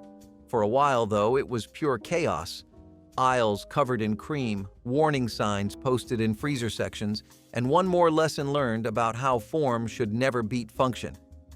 The glass cans disappeared forever, but their story lives on as one of the strangest explosions in grocery history. Marshmallows for sweet potato casserole were a holiday indulgence that felt extravagant, even if they came from the cheapest bag in the store. Housewives scattered them over canned yams, popped the dish into the oven, and waited for the sugar to melt into golden clouds. It was dessert disguised as a side dish, a sneaky little treat that made even the simplest dinner feel special. The scent of toasted marshmallows mixed with cinnamon filled the air and made Christmas dinner feel like magic. Watching the marshmallows puff and brown under the heat was a kind of ritual, simple, slow, and full of anticipation. Children hovered by the oven door, waiting for that perfect, gooey crust to appear. It was sweet chaos on a spoon, the kind of dish that made you forget rationing, bills, and worry for a moment. Every bite was sugar and warmth, a promise that love still lived in that kitchen. Children loved it. Adults pretended not to, and everyone took seconds anyway. It was the kind of sugary comfort that turned hardship into joy, even if just for a few bites. Every spoonful was sticky, sweet, and full of warmth, the flavor of thrift wrapped in celebration. Fat-free, Snackwell's cookies were the guilt-free dream of 1980s grocery shoppers, and the biggest nutritional scam of its time. Introduced during the anti-fat craze, these cookies promised indulgence without consequences. They were everywhere, in office kitchens, lunchboxes, and late-night commercials urging people to snack well, live well. But to replace fat, manufacturers added mountains of sugar, starch, and artificial ingredients, creating a fat-free dessert that was anything but healthy. People devoured them by the sleeve, believing the lack of fat made them immune to guilt. Dietitians warned it was marketing trickery, but the promise of no fat, no problem was too sweet to resist. For a while, Snackwells even became a cultural symbol of the era, the cookie that let you believe health came in a box. Nutritionists later revealed they often had more calories than regular cookies. Consumers didn't lose weight. They gained confusion. The cookies were sweet, addictive, and left you hungrier after every serving.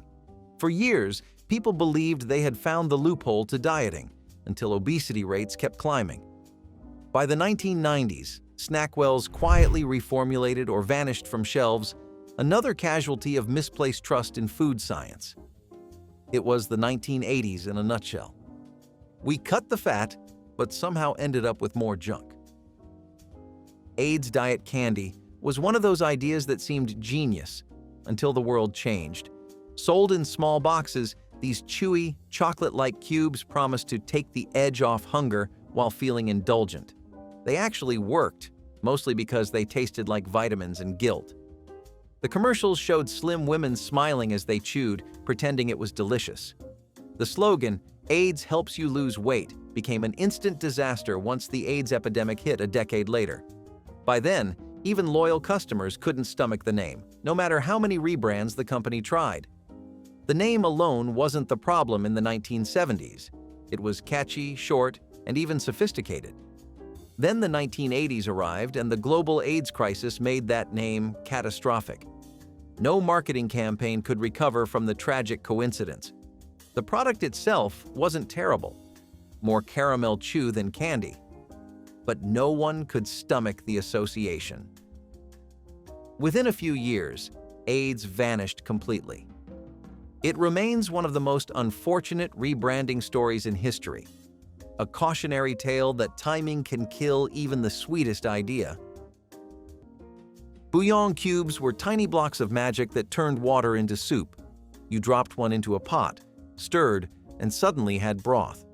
It was salty, concentrated, and packed with more flavor than you expected.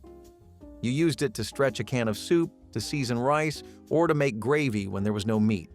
It lived in the back of the spice cabinet, usually wrapped in foil and a little bit dusty. You never used just one. You always added a second for good measure. It was your secret weapon when there was nothing but starch and hope in the kitchen. A cube in hot water meant something warm to sip, something to pour over instant potatoes, something that felt like more than it was. It gave canned vegetables more life. It made casseroles taste like they simmered all day. You crumbled it with your fingers when the knife drawer was already a mess. It was small enough to forget, but big enough to save dinner. You could buy a dozen cubes for less than $1, and they kept for years. It was comfort concentrated into a foil wrapper. No one talked about it, but everyone used it. Bouillon was not glamorous, but it knew its place and served it well. Bouillon was not a meal, but it made a meal feel like it had a soul. In the 1970s, it was how you gave dinner a backbone, one cube at a time. Peanut butter fans thought they had found heaven. PB Max was chunky, messy, and unapologetically loud. A thick slab of peanut butter on a cookie base, all drenched in milk chocolate. It had all the makings of a legend. And for a short while in the late 1980s and early 1990s, it was just that.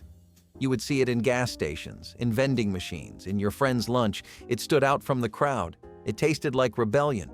But then, like a cruel trick, PB Max disappeared. People wrote letters, sent complaints, asked where it went.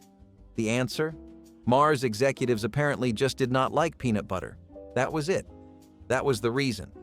The product was successful, profitable, and beloved. But it did not match the personal taste of the family behind the company.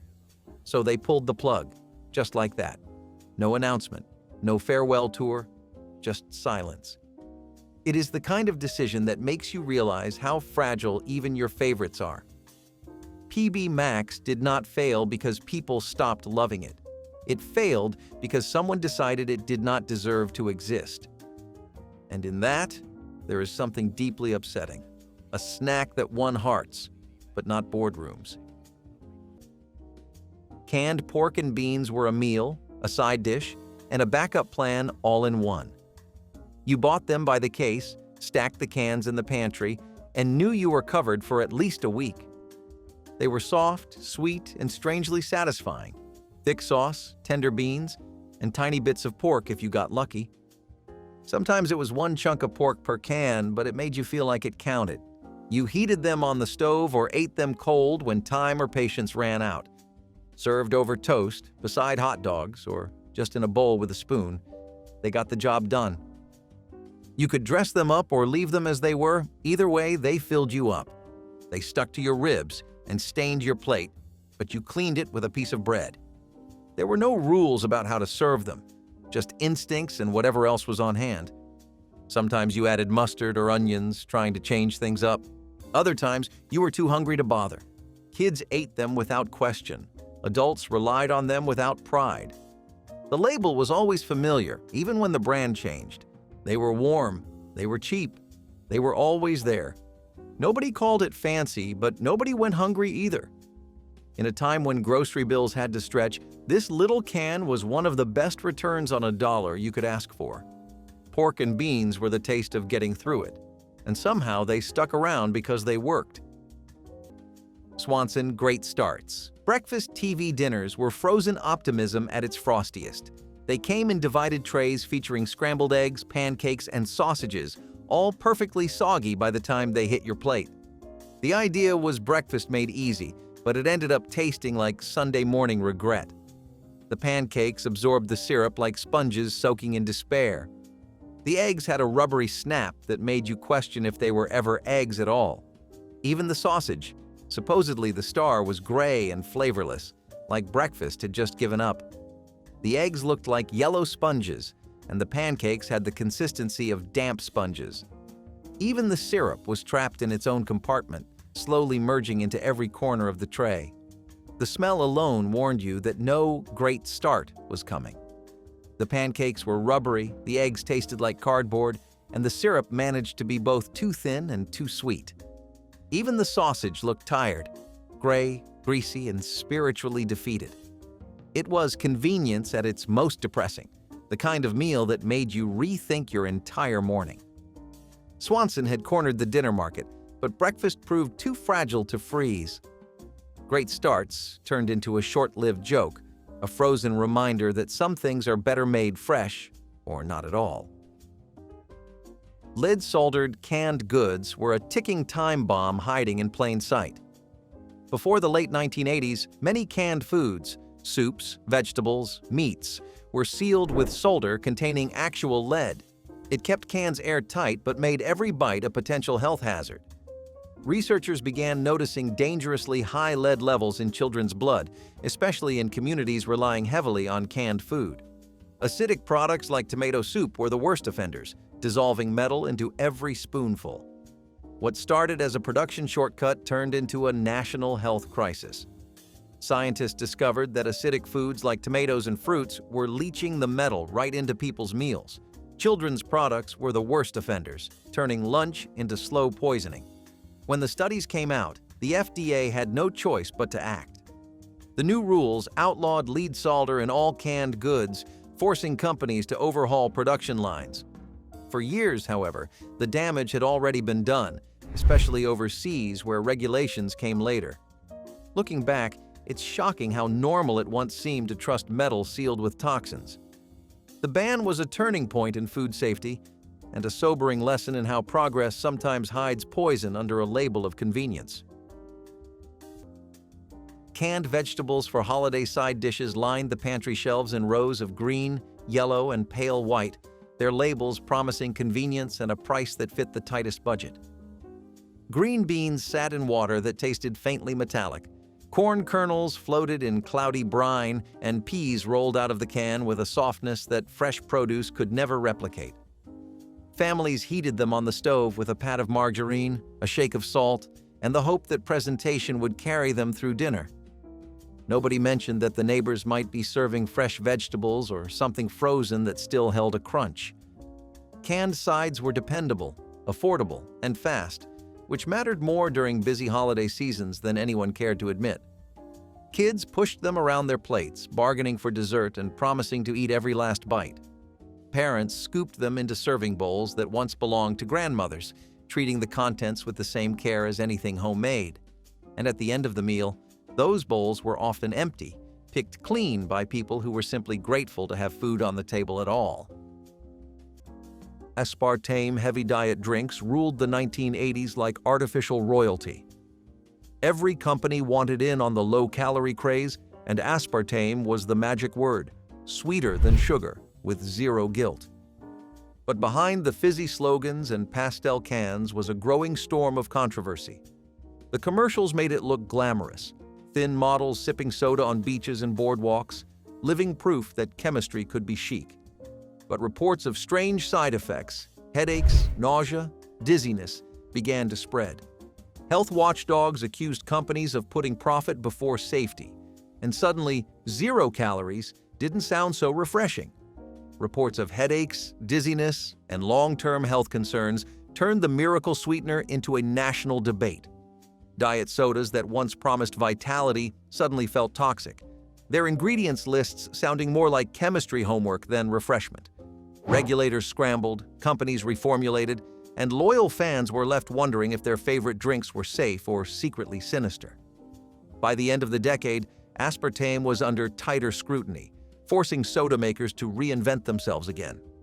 For those who remember the first wave of diet drinks, it was an era defined by blind faith in science and the rude awakening that followed. Ham and lima beans in a can was the ultimate punishment meal, a Depression-era relic revived by people who should have known better. Reheated, it smelled like defeat. Cold, it looked like camouflage. Inside every can were pale lima beans drowning in greasy pink sludge, clinging to chunks of salty ham that dissolved on contact. It looked like something that should be studied, not eaten. The texture shifted between mush and grit, making each bite feel like a dare. Housewives in the 1970s bought it once, thinking it might save dinner, then buried the rest of the cans in shame. Even soldiers who ate field rations called it cruel. It was supposed to be hearty comfort food, but it was more like a test of endurance. Even people who grew up poor swore they'd rather go hungry than face another can. Advertisers pitched it as a taste of tradition, which was technically true, if that tradition was suffering. Every bite tasted like the past refusing to die. Ham and lima beans became a symbol of culinary regression, proving that nostalgia can sometimes be a terrible idea. Economy tea bags were the warm drink that felt like a small luxury. You could buy a box of 100 for a couple of bucks, and they would last through cold seasons and quiet evenings. You dunked them in hot water, let them steep, and drank it plain or with a little sugar if you had it. Sometimes you used the same bag twice, sometimes more. It was light, a little bitter, and deeply calming. Tea was not about caffeine, it was about comfort. The paper tags always tore off, so you fished the string out with a spoon. You held the mug in both hands like it could warm more than just your fingers. Even if it was lukewarm, it gave you a reason to slow down. You drank it at the table, on the couch, or leaning against the counter while the house was still. It was not about the tea. It was about the quiet that came with it. You drank it when you were sick, when you were tired, or when there was nothing else. The bag would float at the top, and you knew not to squeeze it too much or it would get bitter. Economy tea bags gave the day a sense of pause, even when everything else felt rushed. Baking soda in bulk boxes was not just for baking. It sat in the fridge to keep things fresh, under the sink for cleaning, and on the shelf in case a recipe called for it. You used it in biscuits, in pancakes, and in cookies when you got lucky enough to bake. A spoonful could lift a batter or scrub a sink. It never expired, never spoiled, and never let you down. The box was always just a little dusty, with the cardboard flap bent back from years of use. You tapped it into your hand because the opening never worked right.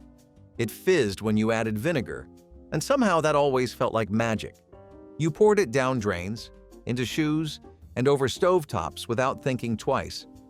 There was always a box open somewhere in the house, half used but still useful. It was invisible help, quiet, cheap, and always ready. It was the kind of item that did not get talked about, but got used constantly. You bought it once and forgot about it, until you needed it again. In the 1970s, baking soda was the cheapest multi-tool in the kitchen. White bread from the economy loaf sat soft and squishy in its plastic sleeve, ready to become sandwiches, toast, or the foundation of whatever meal needed stretching that day.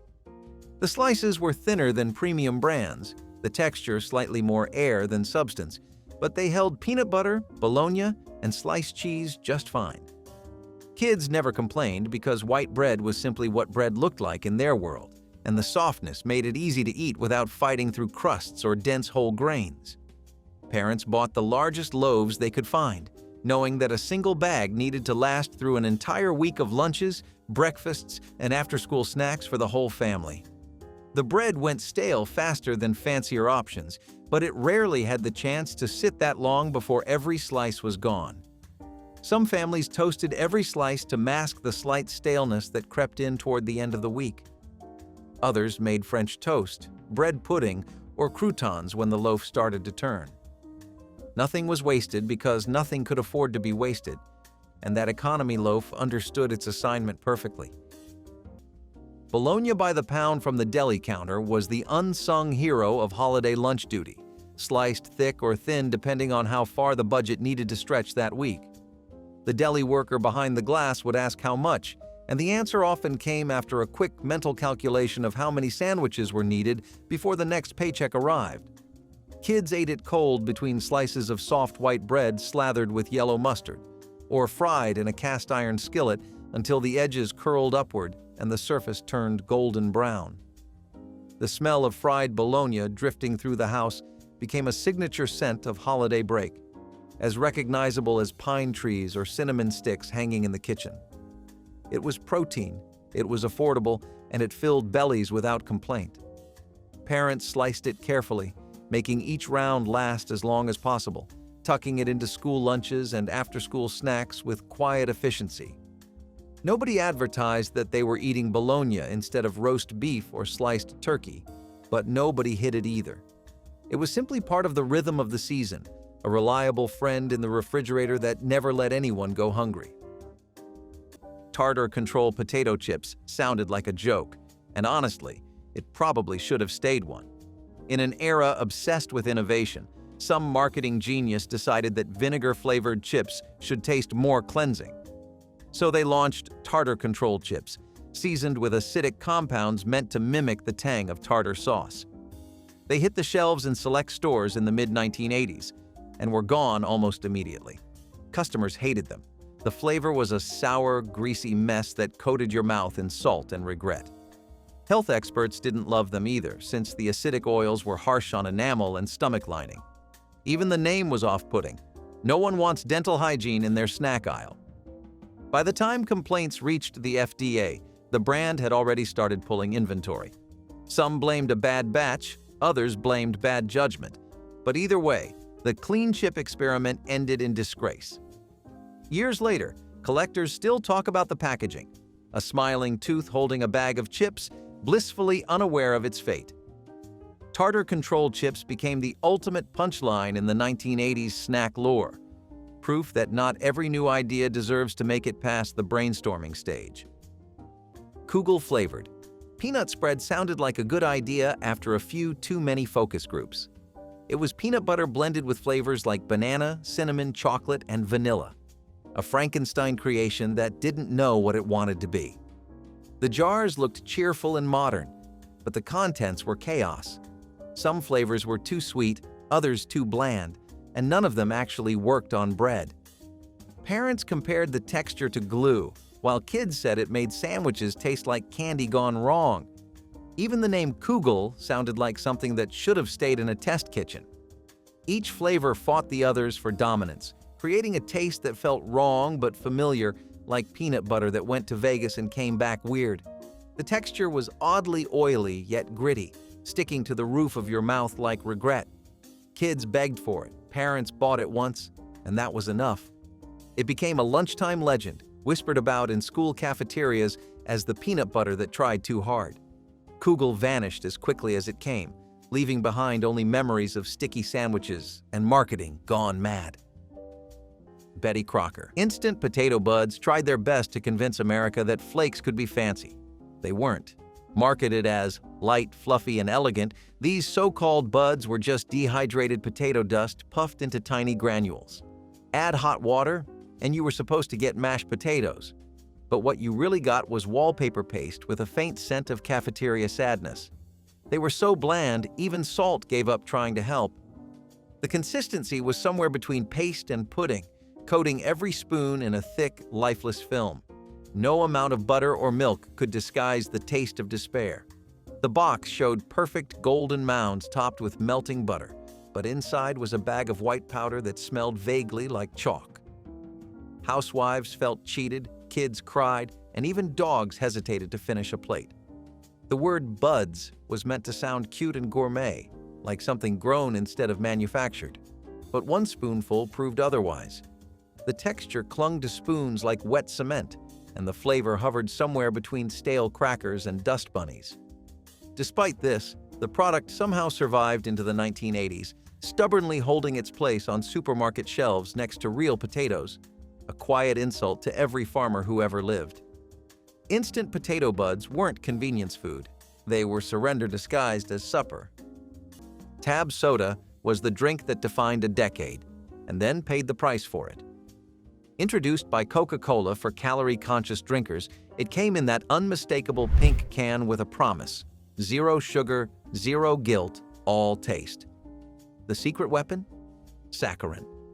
A sweetener that seemed like a miracle until science caught up. When studies linked saccharin to cancer in lab animals, panic spread faster than fizz. Health warnings appeared on cans, and sales plummeted as consumers fled from what suddenly felt like a soda-sized science experiment. Despite the controversy, Tab hung on as a cultural icon, the drink of fashion models, aerobics instructors, and anyone chasing the new body craze of the 1980s. But by the 2000s, Coca-Cola quietly pulled the plug. The soda that once symbolized empowerment had become an outdated reminder of a risk people no longer wanted to sip. In the end, Tab wasn't just a drink, it was a time capsule of a decade obsessed with control, beauty, and the illusion of safety.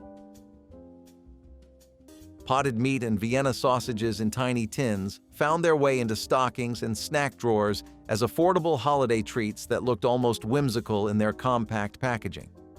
The potted meat spread onto crackers like a pâté for people who had never heard the word, salty and dense with a texture that some loved and others tolerated.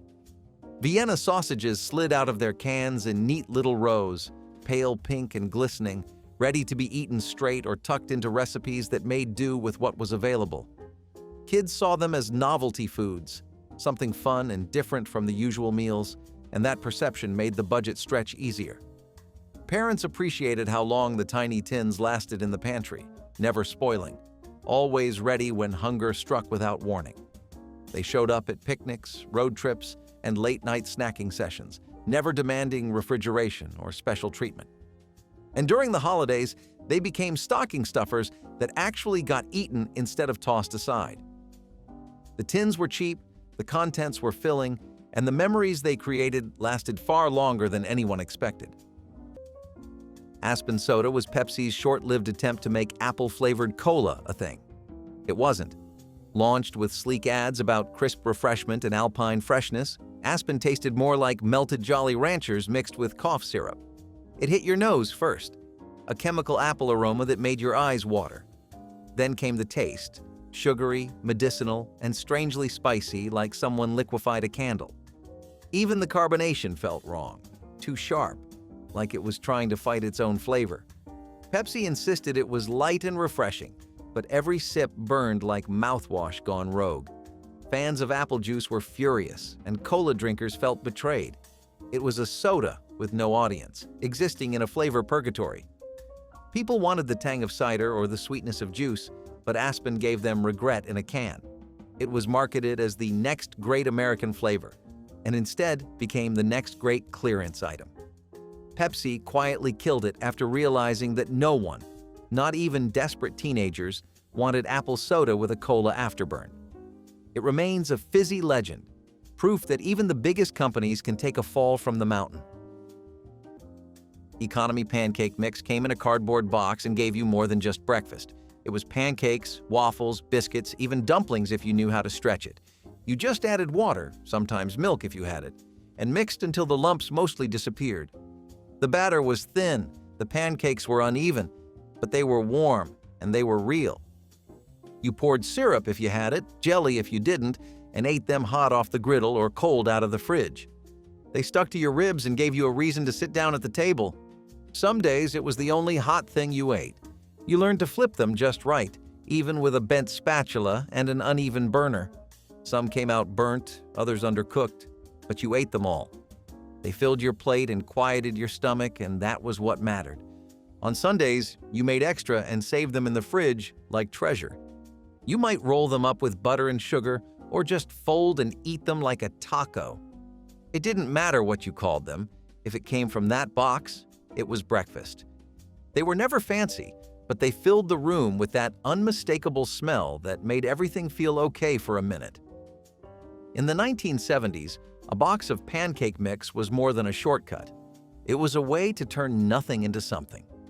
Economy pancake mix didn't just save breakfast, it saved mornings. Bagged cereal from the bottom shelf was one of those grocery aisle truths that every kid understood but never discussed outside the house. The bags were enormous compared to the name brand boxes sitting at eye level, puffed out with flakes, loops, or puffed rice that promised the same crunch at a fraction of the cost. The characters on the packaging looked slightly off, as if someone had drawn them from memory rather than reference. And the names were close enough to trigger recognition, but different enough to avoid lawsuits. Kids knew the difference the moment they saw a classmate unpack a lunchbox with a real brand tucked inside. But at home, that bag fed the family through an entire week of breakfasts and late-night snacks. Parents poured carefully to avoid crushing the flakes, and the plastic rustled loudly in the quiet of early mornings. Some kids learned to love it, finding comfort in the familiar crunch, even if the flavor sat just slightly to the left of expectation. Others said nothing, knowing that asking for the real thing meant admitting something they were not ready to say. The cereal filled the bowls either way. Canned ham with the key opener was the centerpiece of countless holiday tables in the 1980s, glistening under kitchen lights as if it had earned its place at the head of the spread. The metal key attached to the side was almost ceremonial, twisted slowly until the lid curled away and revealed the pink dome of pressed meat inside. It smelled faintly of salt and something vaguely smoky, and it sliced cleanly into rounds that looked almost elegant when fanned across a platter. Families who could not afford a fresh roast or a honey-glazed spiral found dignity in this tin-encased alternative, dressing it up with pineapple rings, maraschino cherries, and a sticky brown sugar glaze. Children watched the slicing with fascination, unaware that the ham represented careful budgeting and weeks of saving. It fed a crowd without emptying a wallet, and leftovers lasted well into the new year. The canned ham never tried to be something it was not, and families embraced it without shame. It was protein, it was tradition, and it was enough. And when the last slice was gone, the empty tin often found a second life holding buttons, screws, or childhood treasures. Tang powder for Christmas morning drinks turned tap water into something that felt almost festive, even if it never quite matched the brightness of real orange juice. The jar sat on the counter with its bold orange lid, scooped out carefully so the powder did not cloud the air and land on everything nearby. Kids stirred their glasses with enthusiasm, watching the crystals dissolve into something that tasted like citrus mixed with sugar and nostalgia. Fresh juice was expensive, especially around the holidays when everyone wanted it, and Tang offered a compromise that stretched further and lasted longer.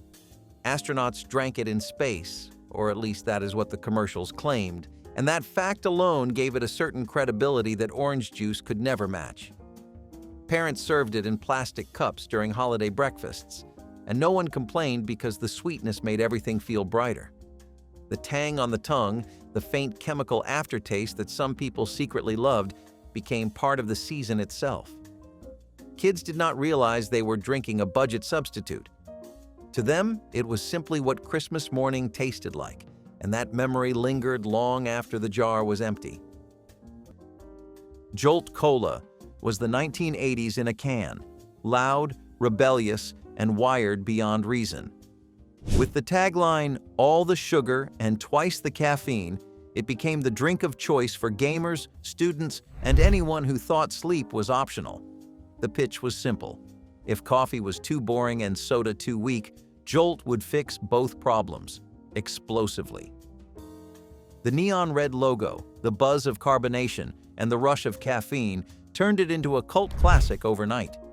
Teachers hated it, parents feared it, and kids snuck it into backpacks like contraband.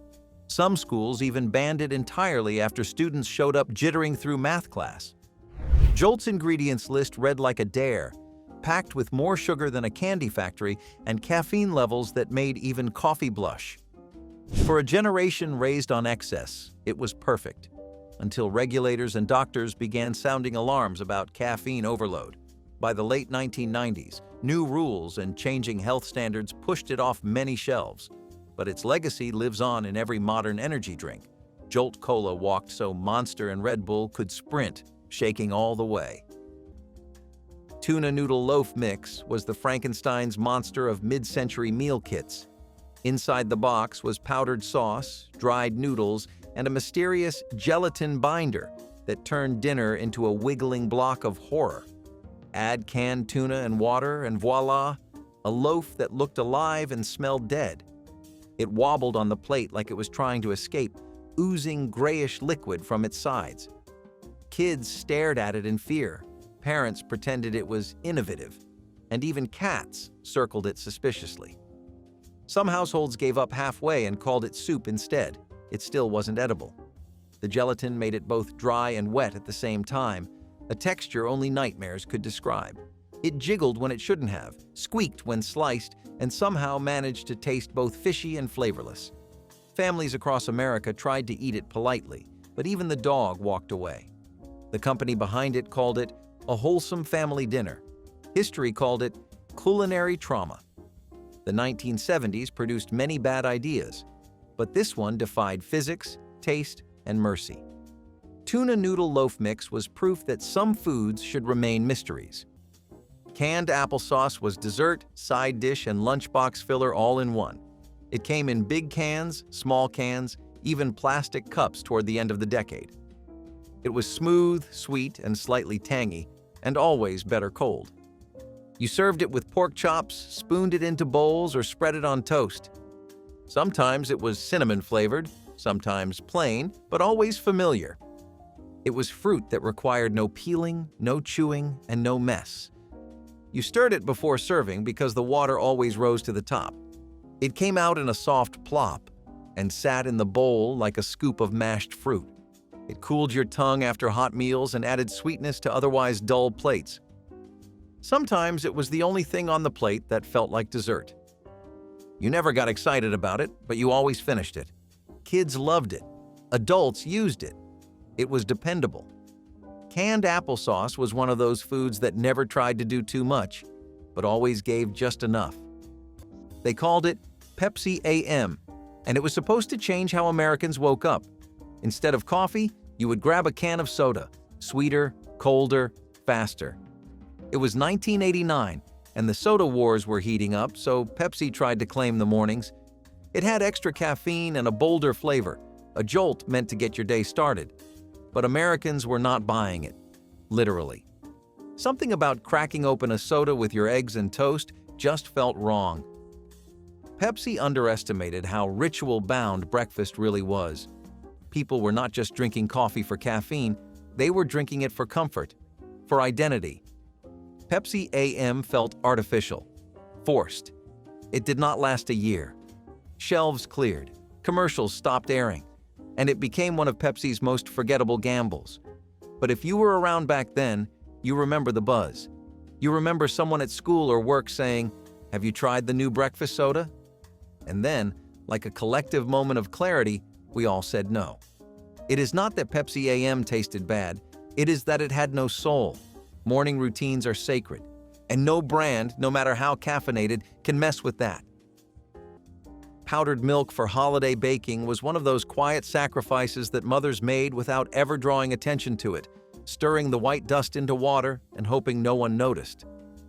The cardboard box sat in the pantry like a secret, pulled out only when the recipe demanded milk and the refrigerator held none. Kids sometimes caught a glimpse of the mixing process and wrinkled their noses, but they still devoured the cookies that came out of the oven without complaint. Fresh milk was expensive, and in families where every dollar had a destination, wasting it on baking seemed reckless. Powdered milk stretched further, lasted longer, and never spoiled before you could use it. It showed up in cakes, frostings, puddings, and breads, blending into recipes where its presence was nearly invisible. Mothers learned tricks to mask the slight difference in taste, adding extra vanilla or a touch more sugar. And the truth is, most of the time, no one could tell. The cookies still disappeared, the cakes still earned praise, and the powdered milk box quietly returned to its shelf. It was never glamorous, never something families bragged about, but it kept traditions alive when fresh ingredients felt like luxuries. Canned chicken or turkey, store brand of course, was not about flavor. It was about feeding your family fast and cheap. You opened the can and got a mound of shredded meat floating in mystery broth. You drained it, fluffed it with a fork, and hoped the salt and spices would do the rest. It was perfect for sandwiches, casseroles, and anything involving cream of something soup. It did not taste like fresh meat. But it didn't need to. It was meat, and that was enough. You could stretch one can across an entire pot of noodles, and nobody complained. It made a good filling for pot pie when the freezer had nothing else to offer. You might mix in mayo and onions or eat it plain on toast if it was one of those weeks. It wasn't juicy, it wasn't tender, but it was protein, and it mattered. Some folks turned their nose up at it, but most kept a few cans in the back of the cupboard. It might not have had flavor, but it had purpose. In the 1970s, meat was a luxury, and canned versions were a compromise that kept dinner from falling apart. You could mix it with noodles, rice, or even top it on saltines when you were short on bread. It came through when nothing else did. No one raved about it, but they were always glad it was there. Canned poultry may have been humble, but it filled plates, filled sandwiches, and filled that space in the cupboard labeled "just in case." And for a while in the 1980s, Yoplait custard-style yogurt was the gold standard of dairy indulgence. It was the grown-up snack for moms on the go, for teenagers trying to feel fancy, for anyone who wanted their yogurt to feel special. But then came the health craze. Suddenly, thick meant fattening.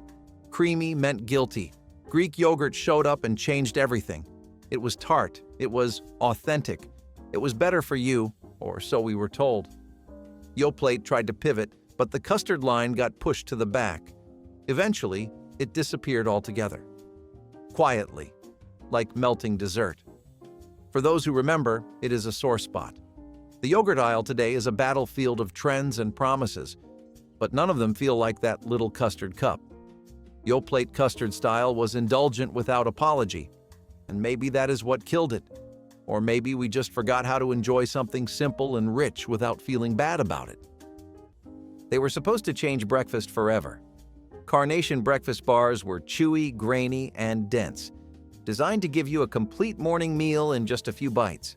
For the overworked, the always late, the kids who hated cereal, this was the answer. Open the wrapper, eat, go. In the 1980s, they were everywhere.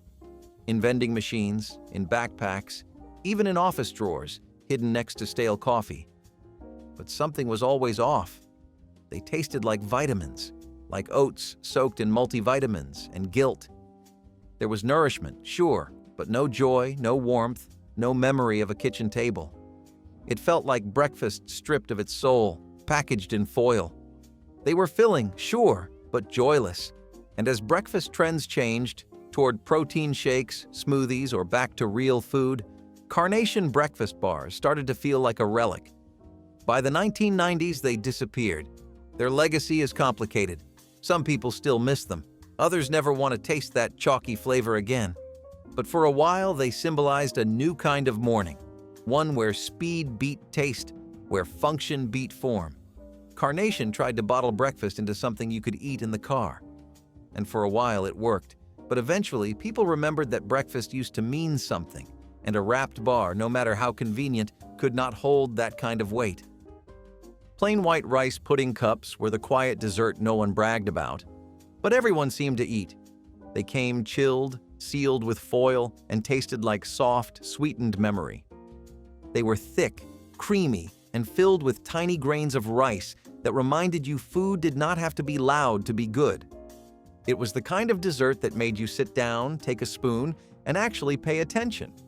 The cinnamon on top, when it was there, added just enough to make it feel like something made with care.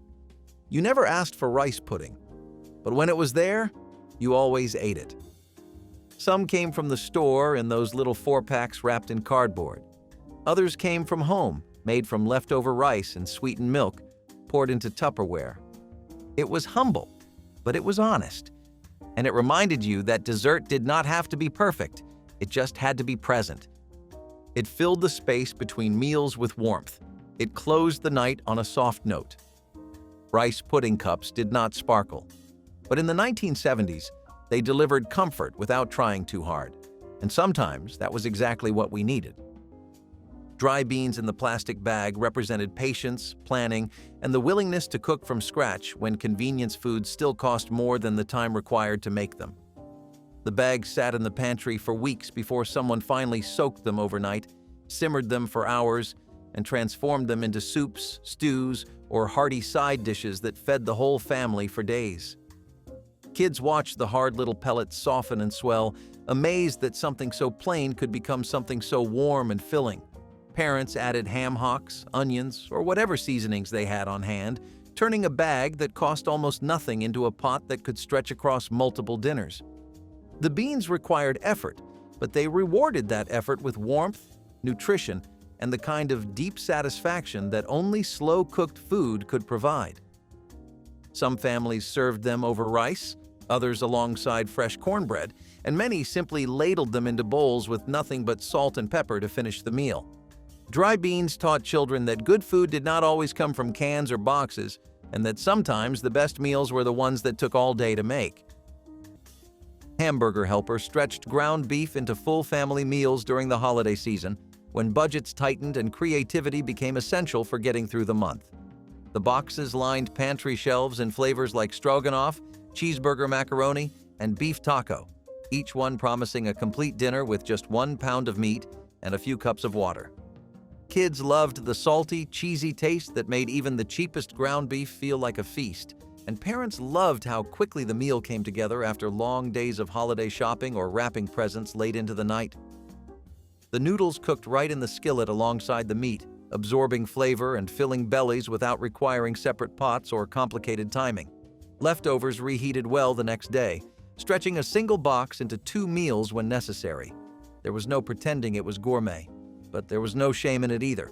Hamburger Helper fed families when fresh ingredients were out of reach, and it did so with a consistency that became comforting over time. Those boxes represented survival dressed up as convenience, and they earned their place in holiday memories across the country. There was nothing quiet about the way Quisp cereal burst into childhood. Its electric pink box and the little alien mascot with a propeller on his head felt like Saturday morning wrapped in sugar. The cereal was sweet, corn-based, and shaped like flying saucers, a perfect match for its intergalactic branding. In the 1980s, this was not just food, it was an identity. It lived next to action figures, cartoons, and color TV. But as tastes shifted, Quisp began losing its ground. Its twin cereal rival Quake had already disappeared earlier, and Quisp slowly followed, becoming harder to find. The cereal aisle was transforming. Health trends, fancier brands, and less sugary options muscled out the weird and wonderful. Kids grew up, the mascot faded, and Post stopped pushing it. The strange part is, Quisp never officially died. It would reappear in limited batches or online like a ghost from a breakfast past. But by the time the world logged on, Quisp had already been forgotten by most. You would be hard-pressed to find a younger millennial who even knows what it tasted like. For a cereal that once claimed to be the quasi-energy cereal, Quisp's quiet fade-out is almost too poetic. A sugar-fueled dream, lost to time and trend. They called it not bacon. That was the hook. Sizzlin' looked like bacon, sizzled like bacon, but was supposedly better for you. Less fat, leaner, smarter. And for health-conscious families in the 1980s, it seemed like a miracle. It had the right crunch, the right smell. The commercials promised satisfaction without guilt. But Sizzlin' never truly tasted like bacon. It was always just close enough to make you miss the real thing. It tricked your eyes, teased your nose, but your tongue always knew the difference. It was a stand-in that could never shake the feeling of being a substitute. And eventually, people stopped pretending. Bacon lovers wanted the real deal. Dieters wanted to cut meat entirely. Sizzlin' got caught in between. By the early 1990s, Kraft phased it out, quietly, almost shamefully. There are still people who swear by it, who miss it, who would stockpile it if it ever returned. But the truth is, Sizzlin' was a product of compromise. It asked us to settle, and for a time we did. But when it disappeared, nobody fought for it. Because deep down we knew, bacon is not meant to be faked. Sizzlin' was a well-intentioned lie. And in the end, even lies with good hearts cannot hold up to truth. Tapioca pudding mix was weird, lumpy, and kind of magical. You had to cook it on the stovetop, stirring until it thickened, until the little pearls of starch turned from hard beads into soft, chewy bubbles suspended in a sweet, creamy base. It was not instant. It was not quick. But it made the house smell like something was happening. It took time, attention, and a gentle hand at the stove. And that made it feel important. You could eat it warm or cold, with a sprinkle of cinnamon or a dollop of jam if you had it. It was texture more than taste, and once you got used to it, you never forgot it. Some kids loved it, others swore it off forever. But it stuck in your memory either way. The box was cheap, the servings were plenty, and the leftovers, if there were any, tasted even better the next day. Tapioca pudding was the kind of dessert that showed up quietly, without celebration, but gave you the comfort of something homemade when money said otherwise. In the 1970s, this was the pudding that took its time, and reminded you to slow down, too. Canned fruit cocktail appeared at holiday desserts as the affordable finale that nobody questioned and everyone quietly enjoyed without complaint. The chunky mix of peaches, pears, grapes, and those mysterious bright red cherries floated in thick syrup that tasted sweeter than any fresh fruit could ever manage. Mothers spooned it into bowls, sometimes topped with a dollop of whipped cream from a pressurized can or a scoop of vanilla ice cream that slowly melted into the syrup below. Kids loved the treasure hunt aspect of finding their favorite fruit pieces, pushing aside the pears to reach the cherries or saving the grapes for last. Fresh fruit was expensive and spoiled quickly, especially during winter months when options at the grocery store were severely limited. Canned fruit cocktails solved both problems, sitting on pantry shelves indefinitely until someone decided it was time for dessert. It showed up in Jell-O molds, layered parfaits, and simple bowls passed around the table after the main meal ended. The fruit was soft, the syrup was sweet, and the memories of scraping the last pieces from the bowl still linger warmly for anyone who grew up with this humble dessert. Imagine pouring soda into your coffee. That is the experiment Coca-Cola tried in the late 1980s during test runs, before officially releasing it as Coca-Cola Black in the 2000s.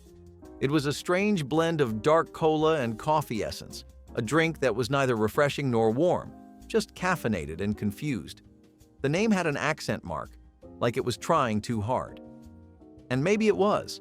Black was marketed as sophisticated, international, sleek. But the taste? Most people described it as burnt sugar with a hint of dirt. It never found its audience. Coffee drinkers wanted real coffee. Soda fans wanted sweetness, not bitterness. In the end, Coca-Cola Black fell into the gap between two strong traditions and belonged to neither. It was pulled from shelves almost as quickly as it arrived. But what is more fascinating is how early Coca-Cola tried this idea, long before energy drinks became common. They saw the future. They just took the wrong path to get there. Black was bold, ambitious, and completely out of touch, like a tuxedo at a barbecue. And that is why no one really cried when it vanished. Some flavors are just better left in the lab. Imitation vanilla extract sat on spice racks in small brown bottles that looked almost identical to the real thing, fooling no one who knew the difference but saving dollars that mattered more than flavor. The liquid inside smelled sweeter, sharper, and somehow less warm than pure vanilla, but it disappeared into cookie dough and cake batter without anyone at the table ever noticing. Mothers who baked through the holidays used it generously, knowing that the cookies would still vanish and the cakes would still earn compliments regardless of what the bottle actually contained. Real vanilla was expensive, a luxury reserved for people who did not have to check prices before dropping something into the cart. Imitation vanilla was the quiet compromise, the ingredient that let holiday traditions continue without breaking the budget. Kids licked spoons coated in batter and never questioned the source of the sweetness. The cookies came out golden, the frosting tasted rich, and the memories formed around kitchen tables where the smell of baking filled every room. Nobody cared whether the vanilla was real as long as the love behind it was unmistakable. The early 2000s gave us something truly wild, original Four Loko. It was the drink that seemed like it broke every rule in the book. Half energy drink, half malt liquor, it was nicknamed Blackout in a Can for a reason. College parties, music festivals, and weekend get-togethers suddenly had a new mascot, bright colors, loud designs, and an even louder buzz. People loved it because it made them feel invincible, awake enough to party all night, and numb enough to forget how much they drank. There was danger in every sip, but that danger was the appeal. The spark that turned an ordinary night into a story you could barely remember. The caffeine kept you awake while the alcohol made sure you forgot what happened next. Hospitals started seeing spikes in alcohol poisoning, and lawmakers took notice. By the end of 2010, the government banned its original formula nationwide. The drink was reformulated without caffeine, but the legend of Four Loko was already sealed in pop culture. For many, it represented a time when excess was celebrated, when danger itself was part of the thrill. Today, people look back on it with a mix of disbelief and nostalgia, because nothing says youth like drinking something that probably should have been illegal from the start. Brominated vegetable oil, or BVO, was the secret ingredient that made 1950s fruit sodas look and taste so good.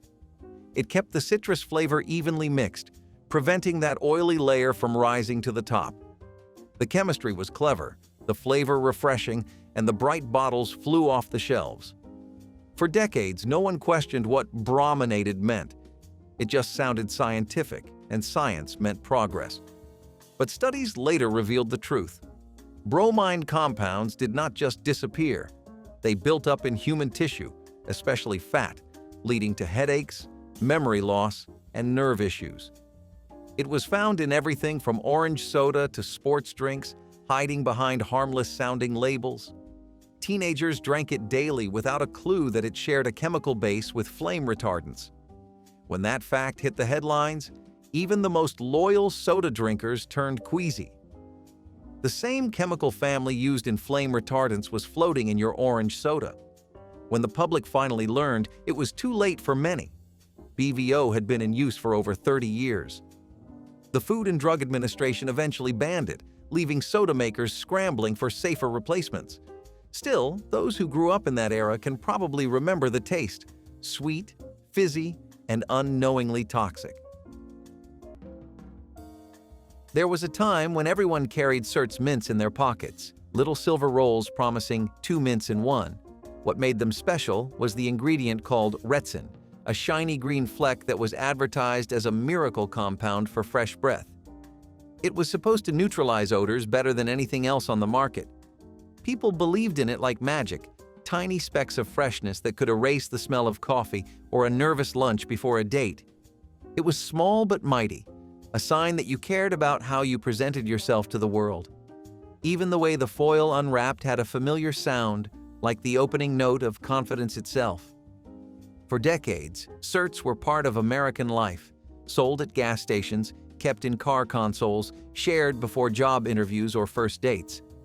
But when the Food and Drug Administration re-examined retsin, it found that the blend of copper gluconate and hydrogenated oil was not as safe or effective as claimed. The ruling forced the end of production, and one of America's simplest pleasures disappeared overnight. Today, the word Certs barely rings a bell, but for many, that minty crunch lives on in memory. It was never just about breath.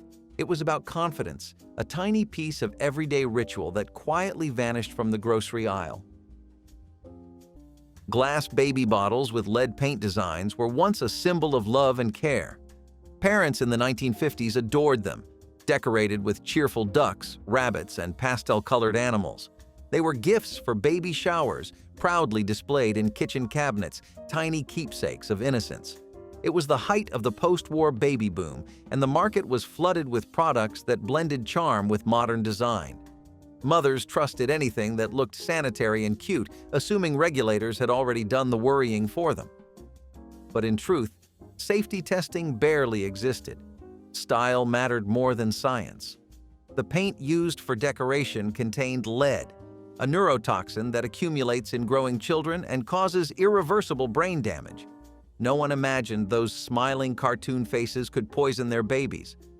For years, infants drank warm milk from bottles that looked wholesome but were dangerously contaminated. By the time regulators banned lead paint, the damage had already reached countless households. Modern parents might shudder at the thought, but those pastel bottles still turn up in antique stores, a haunting reminder that even the cutest products can hide something cruel. Beauty, it turns out, should never come before safety. Surge soda was more than a drink. It was a cultural explosion. Released in the 1990s as a direct rival to Mountain Dew, it promised high energy, loud flavor, and total chaos in a can. Teenagers swore by it. Advertisements showed skateboarders, gamers, and thrill-seekers cracking open cans of electric green liquid and living like every day was the X Games. Kids chugged it before school, hoping to stay awake through class, while parents called it liquid lightning. Surge wasn't just a soda, it was an attitude, a lifestyle captured in caffeine and sugar. For some, it was the first taste of rebellion in a can. The sugar and caffeine content was off the charts, and schools quickly started banning it from vending machines after reports of hyperactivity and caffeine crashes. Parents complained, health experts warned, and by the early 2000s, Surge had fizzled out. Years later, fans campaigned to bring it back, and Coca-Cola gave them a short revival. But it was never quite the same. The original Surge felt like freedom, a little reckless, a little dangerous, and a lot of fun. It was the taste of youth with no limits, bottled in neon green and sealed with a rush of pure nostalgia. Lard-based frosting sold in tins were the unsung stars of post-war baking aisles.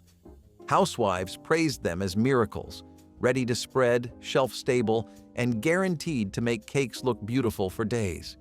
They were smooth, sweet, and rich with a comforting aroma. For families still recovering from the war, they symbolized abundance, an indulgence that could turn a plain cake into something special. Advertisers sold them with smiling mothers and birthday candles, proof that convenience was the new luxury. Few realized those glossy cakes were hiding spoonfuls of industrial fat processed beyond recognition. But beneath that charm was a mess of unregulated animal fats, processed with unknown chemicals to extend shelf life.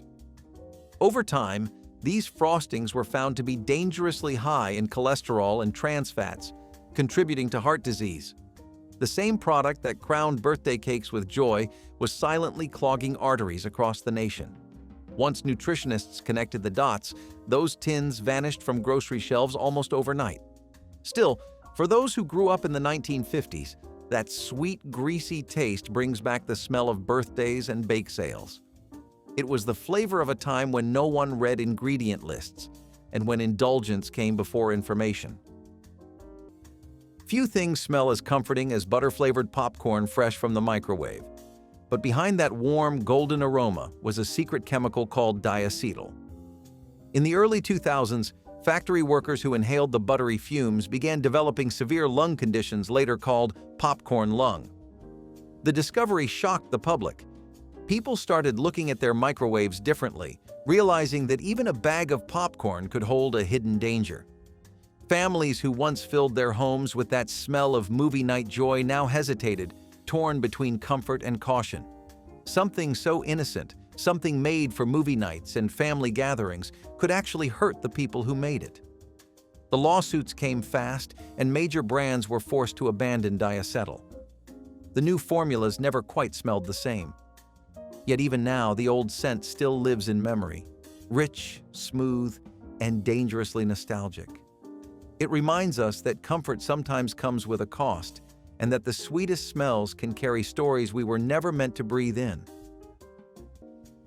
Olestra fat-free snack foods were supposed to change the world, or at least the waistlines of America. When they hit the shelves in the 1990s, people could not believe it. Potato chips with all the flavor and none of the fat. Ads promised guilt-free indulgence, a revolution in snacking. The secret was Olestra, a synthetic fat molecule that passed through the body undigested. The science seemed sound, the dream flawless, until people started eating it. Within months, complaints poured in. The chips tasted fine, but they came with a terrible side effect: sudden, uncontrollable digestive distress. The phrase anal leakage became an unintentional part of pop culture. Consumers were horrified, and late-night comedians had a field day. Regulators eventually forced warning labels on Olestra products, and the once promising miracle faded into embarrassment. For a while, the brand tried to rebrand and reformulate, but the damage was done. People no longer trusted any food that claimed to cheat nature. The shelves emptied, and the name Olestra joined the long list of scientific missteps dressed up as progress. It was the perfect lesson of the modern food age. You can outsmart fat, but not the body. Formaldehyde-laced milk sounds like something out of a nightmare, but in the early 1950s it was a reality for some families. When refrigeration was expensive and spoilage high, certain dairy producers found a shortcut. Add a touch of formaldehyde, a preservative used for embalming. It kept the milk fresh longer, even in the heat. To the average shopper, this was the golden age of trust. If it came in a bottle with a farm logo, it had to be safe. The idea that something so pure-looking could be chemically tampered with was unthinkable. But greed and convenience always find their way into progress, especially when no one is watching. Consumers never suspected a thing, trusting the white liquid poured into their children's cereal bowls. For years, families drank what they believed was the purest symbol of health, completely unaware of the chemical lurking within. It took illness, lawsuits, and stricter inspections to expose the practice. Once the scandal broke, public trust in the dairy industry took a hit that lasted decades. The lesson was clear: not everything that looks wholesome is. Sometimes the most dangerous things are the ones that seem the most natural. Long before energy drinks became common, Jolt Cola was already rewriting the rules of caffeine. Its slogan said it all the sugar and twice the caffeine. In the 80s, that made it the ultimate rebel's drink. It was for gamers, coders, students pulling all-nighters, and anyone who wanted to feel like they were living on the edge of exhaustion. It tasted like liquid chaos, sweet enough to jolt you awake and strong enough to make your hands tremble after a few cans. Parents hated it, which only made it more appealing. For teenagers, drinking Jolt was not about taste. It was about rebellion. Supermarkets stacked cases of it, and teenagers wore their Jolt pride like a badge of honor. But as caffeine limits tightened and parents grew concerned about hyperactive kids bouncing off the walls, the drink became a symbol of excess. Regulators started cracking down, and Jolt slowly disappeared from the mainstream. It did not vanish with a bang. It just fizzled away like the last sip of a flat cola. Still, those who remember that metallic sweetness and electric buzz can tell you, it was more than a drink. It was pure adrenaline in a can, and once you tried it, nothing else quite hit the same. Hormone-injected super chickens were the pride of post-war America, a marvel of modern science that promised endless meat at low prices. Farmers injected birds with growth hormones to make them plumper and faster growing, cutting costs and feeding more people. Grocery stores proudly advertised bigger, better poultry that could roast in record time. The sight of a massive bird on the dinner table became a badge of success, a symbol that science and progress had conquered hunger. No one questioned why their chicken breasts had doubled in size or why the meat seemed strangely watery when cooked. They were too busy marveling at the miracle of abundance to see the price of tampering with nature. But what looked like progress soon sparked fear. Consumers began to wonder why their chickens looked unnaturally large and cooked down to almost nothing. Reports of hormone imbalances and health risks spread, and regulators stepped in. By the late 1950s, the practice was outlawed, leaving behind a trail of headlines and suspicion. The super chicken promised abundance but delivered anxiety instead. It became another cautionary tale of a century obsessed with faster, cheaper, and bigger, no matter the cost. Radithor Energy Water was the drink that literally glowed with danger. Sold as a miracle tonic, it contained radium. Yes, the same radioactive element used in luminous paint and nuclear experiments. In the early part of the 20th century, radioactive meant powerful, not deadly. Companies bottled the promise of vitality and sold it to anyone who wanted to feel younger, stronger, and more alive.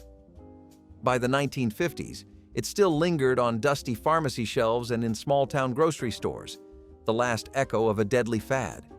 People swore it cured fatigue, aches, and even impotence. What it actually did was slowly destroy the bones and organs of those who drank it. The most infamous case was that of Eben Byers, a wealthy industrialist who consumed bottles daily until his jaw literally disintegrated. The scandal forced regulators to finally ban all radioactive health products, but Radithor's legend endured. It became the ghost story of the grocery aisle, a reminder of what happens when trust and ignorance collide. In an age obsessed with miracle cures, it stands as one of history's most chilling examples of how far people will go to feel better, even as it kills them from the inside out. Finally, there were the tamarindo lollipops from Mexico, sweet, sour, and dusted with chili powder. Kids loved them for their bold flavor, something that made American candies seem plain by comparison. They were a favorite at corner stores and fiestas alike, a little piece of imported joy. But beneath that spicy coating lurked something deadly. When the news broke about the lead contamination, it spread through communities like heartbreak. Parents who had grown up eating them now had to take them away from their own children, turning joy into fear. Investigations revealed that some batches were contaminated with lead, not just in the candy itself, but in the packaging and ink used on wrappers. The ban came swiftly, and shipments stopped overnight. Families who had grown up with those treats felt an unexpected sense of loss. What was once a taste of culture and childhood became a cautionary tale about oversight and safety. Yet for many, that flavor, the heat, the tang, the sweetness, still carries memories of home. It is strange how something that once united so many people could be forbidden so suddenly. But maybe that is what nostalgia is all about, remembering what we loved even when we were not supposed to. Cyclamate artificial sweetener was the dream of every dieter in the 1950s. It promised sweetness without sugar, indulgence without guilt. Early advertisements called it a scientific miracle, the modern answer to cravings. It found its way into sodas, desserts, and even chewing gum. People felt like they were living in the future, where chemistry could fix every flaw of human appetite. Cafes and soda fountains served slim milkshakes, and homemakers stocked their shelves with low-calorie cake mixes, thinking science had finally conquered temptation. But the sweetness came with a bitter aftertaste of trust misplaced. People loved it, especially diabetics who finally had a way to enjoy sweet things again. But by 1969, everything changed. Studies on lab rats linked cyclamate to cancer, and the Food and Drug Administration banned it almost overnight. For a product that had been called the future of flavor, it was a shocking end. The shelves emptied and the world went back to sugar, realizing that sometimes science can promise too much too soon. The ban became one of the earliest examples of America learning that not every innovation is safe, no matter how sweet it seems. Orbitz was the drink that looked more like a science experiment than a thirst quencher. In the late 1990s, kids would stop in the grocery store aisle just to stare at the bottles, bright liquids with tiny gelatin spheres suspended inside, floating like little planets in a lava lamp. It was supposed to be futuristic, a drink you could both sip and watch. The first sip was strange, a mix of sweet syrup and jelly-like orbs drifting on your tongue. For some, it was a revelation. For others, pure confusion. But no one could deny that it was unlike anything else on Earth. People were fascinated, but they were also confused. The texture was unlike anything they had ever felt. Too thick to gulp, too thin to chew. The Food and Drug Administration soon stepped in, failing the product's stability tests because the suspended beads did not stay evenly distributed over time. Bottles leaked, clumps formed, and the novelty turned into a sticky mess. Within 2 years, Orbitz disappeared from shelves, remembered more for its weirdness than its taste. But for those who tried it, the memory still feels strangely magical. A moment when food and science collided in the most bizarre way imaginable. It might not have lasted long, but it showed how curiosity could make something as simple as a drink feel like a glimpse into the future. Bleached flour with benzoyl peroxide was sold as the purest, whitest flour money could buy. Housewives loved it. It looked clean, modern, and scientifically improved.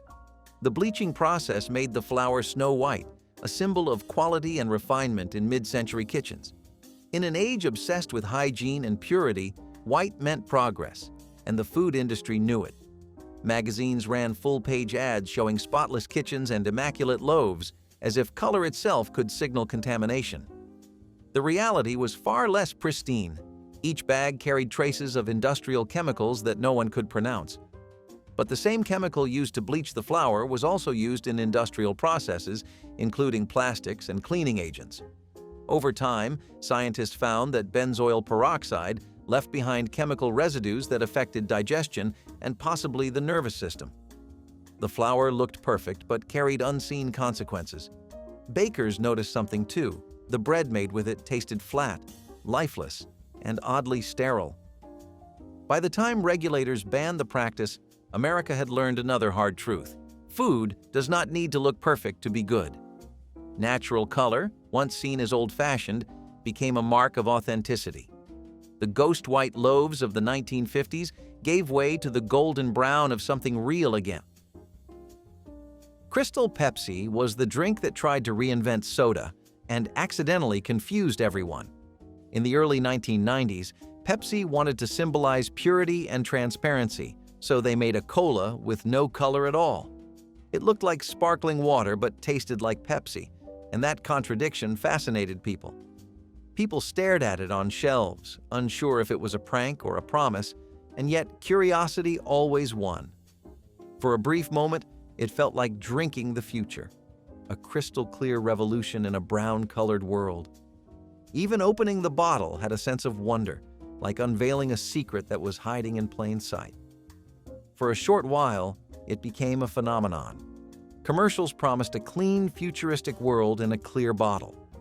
But the illusion shattered quickly. Many consumers thought it was diet soda, while others complained that it tasted off, even though the formula was almost identical. Mislabeling, marketing confusion, and failed freshness tests in certain regions sealed its fate. It vanished almost as quickly as it appeared. Still, for those who remember it, Crystal Pepsi was unforgettable, not for its flavor, but for its ambition. It was a reminder that sometimes, when you try too hard to make something clear, you end up losing what made it real. In the 1950s, DDT was a household name for all the wrong reasons. Farmers, grocers, and even homemakers believed it was a miracle, a chemical that could protect crops from pests and keep fruits looking fresh for weeks. Produce was sprayed, dusted, and even rinsed in it before hitting grocery shelves. Apples gleamed brighter, tomatoes stayed red longer, and no one questioned it. You could not see the danger, and that made it easy to ignore. Decades later, scientists discovered that DDT was more than just a pesticide. It was a poison that lingered in soil, water, and even human tissue. It killed insects, yes, but it also harmed birds, fish, and people. The chemical built up in the environment until its effects could not be denied. The once fresh produce of the 1950s became a warning from history. What we cannot see can still hurt us. When DDT was banned, it marked a turning point in how America thought about safety, trust, and the true cost of convenience.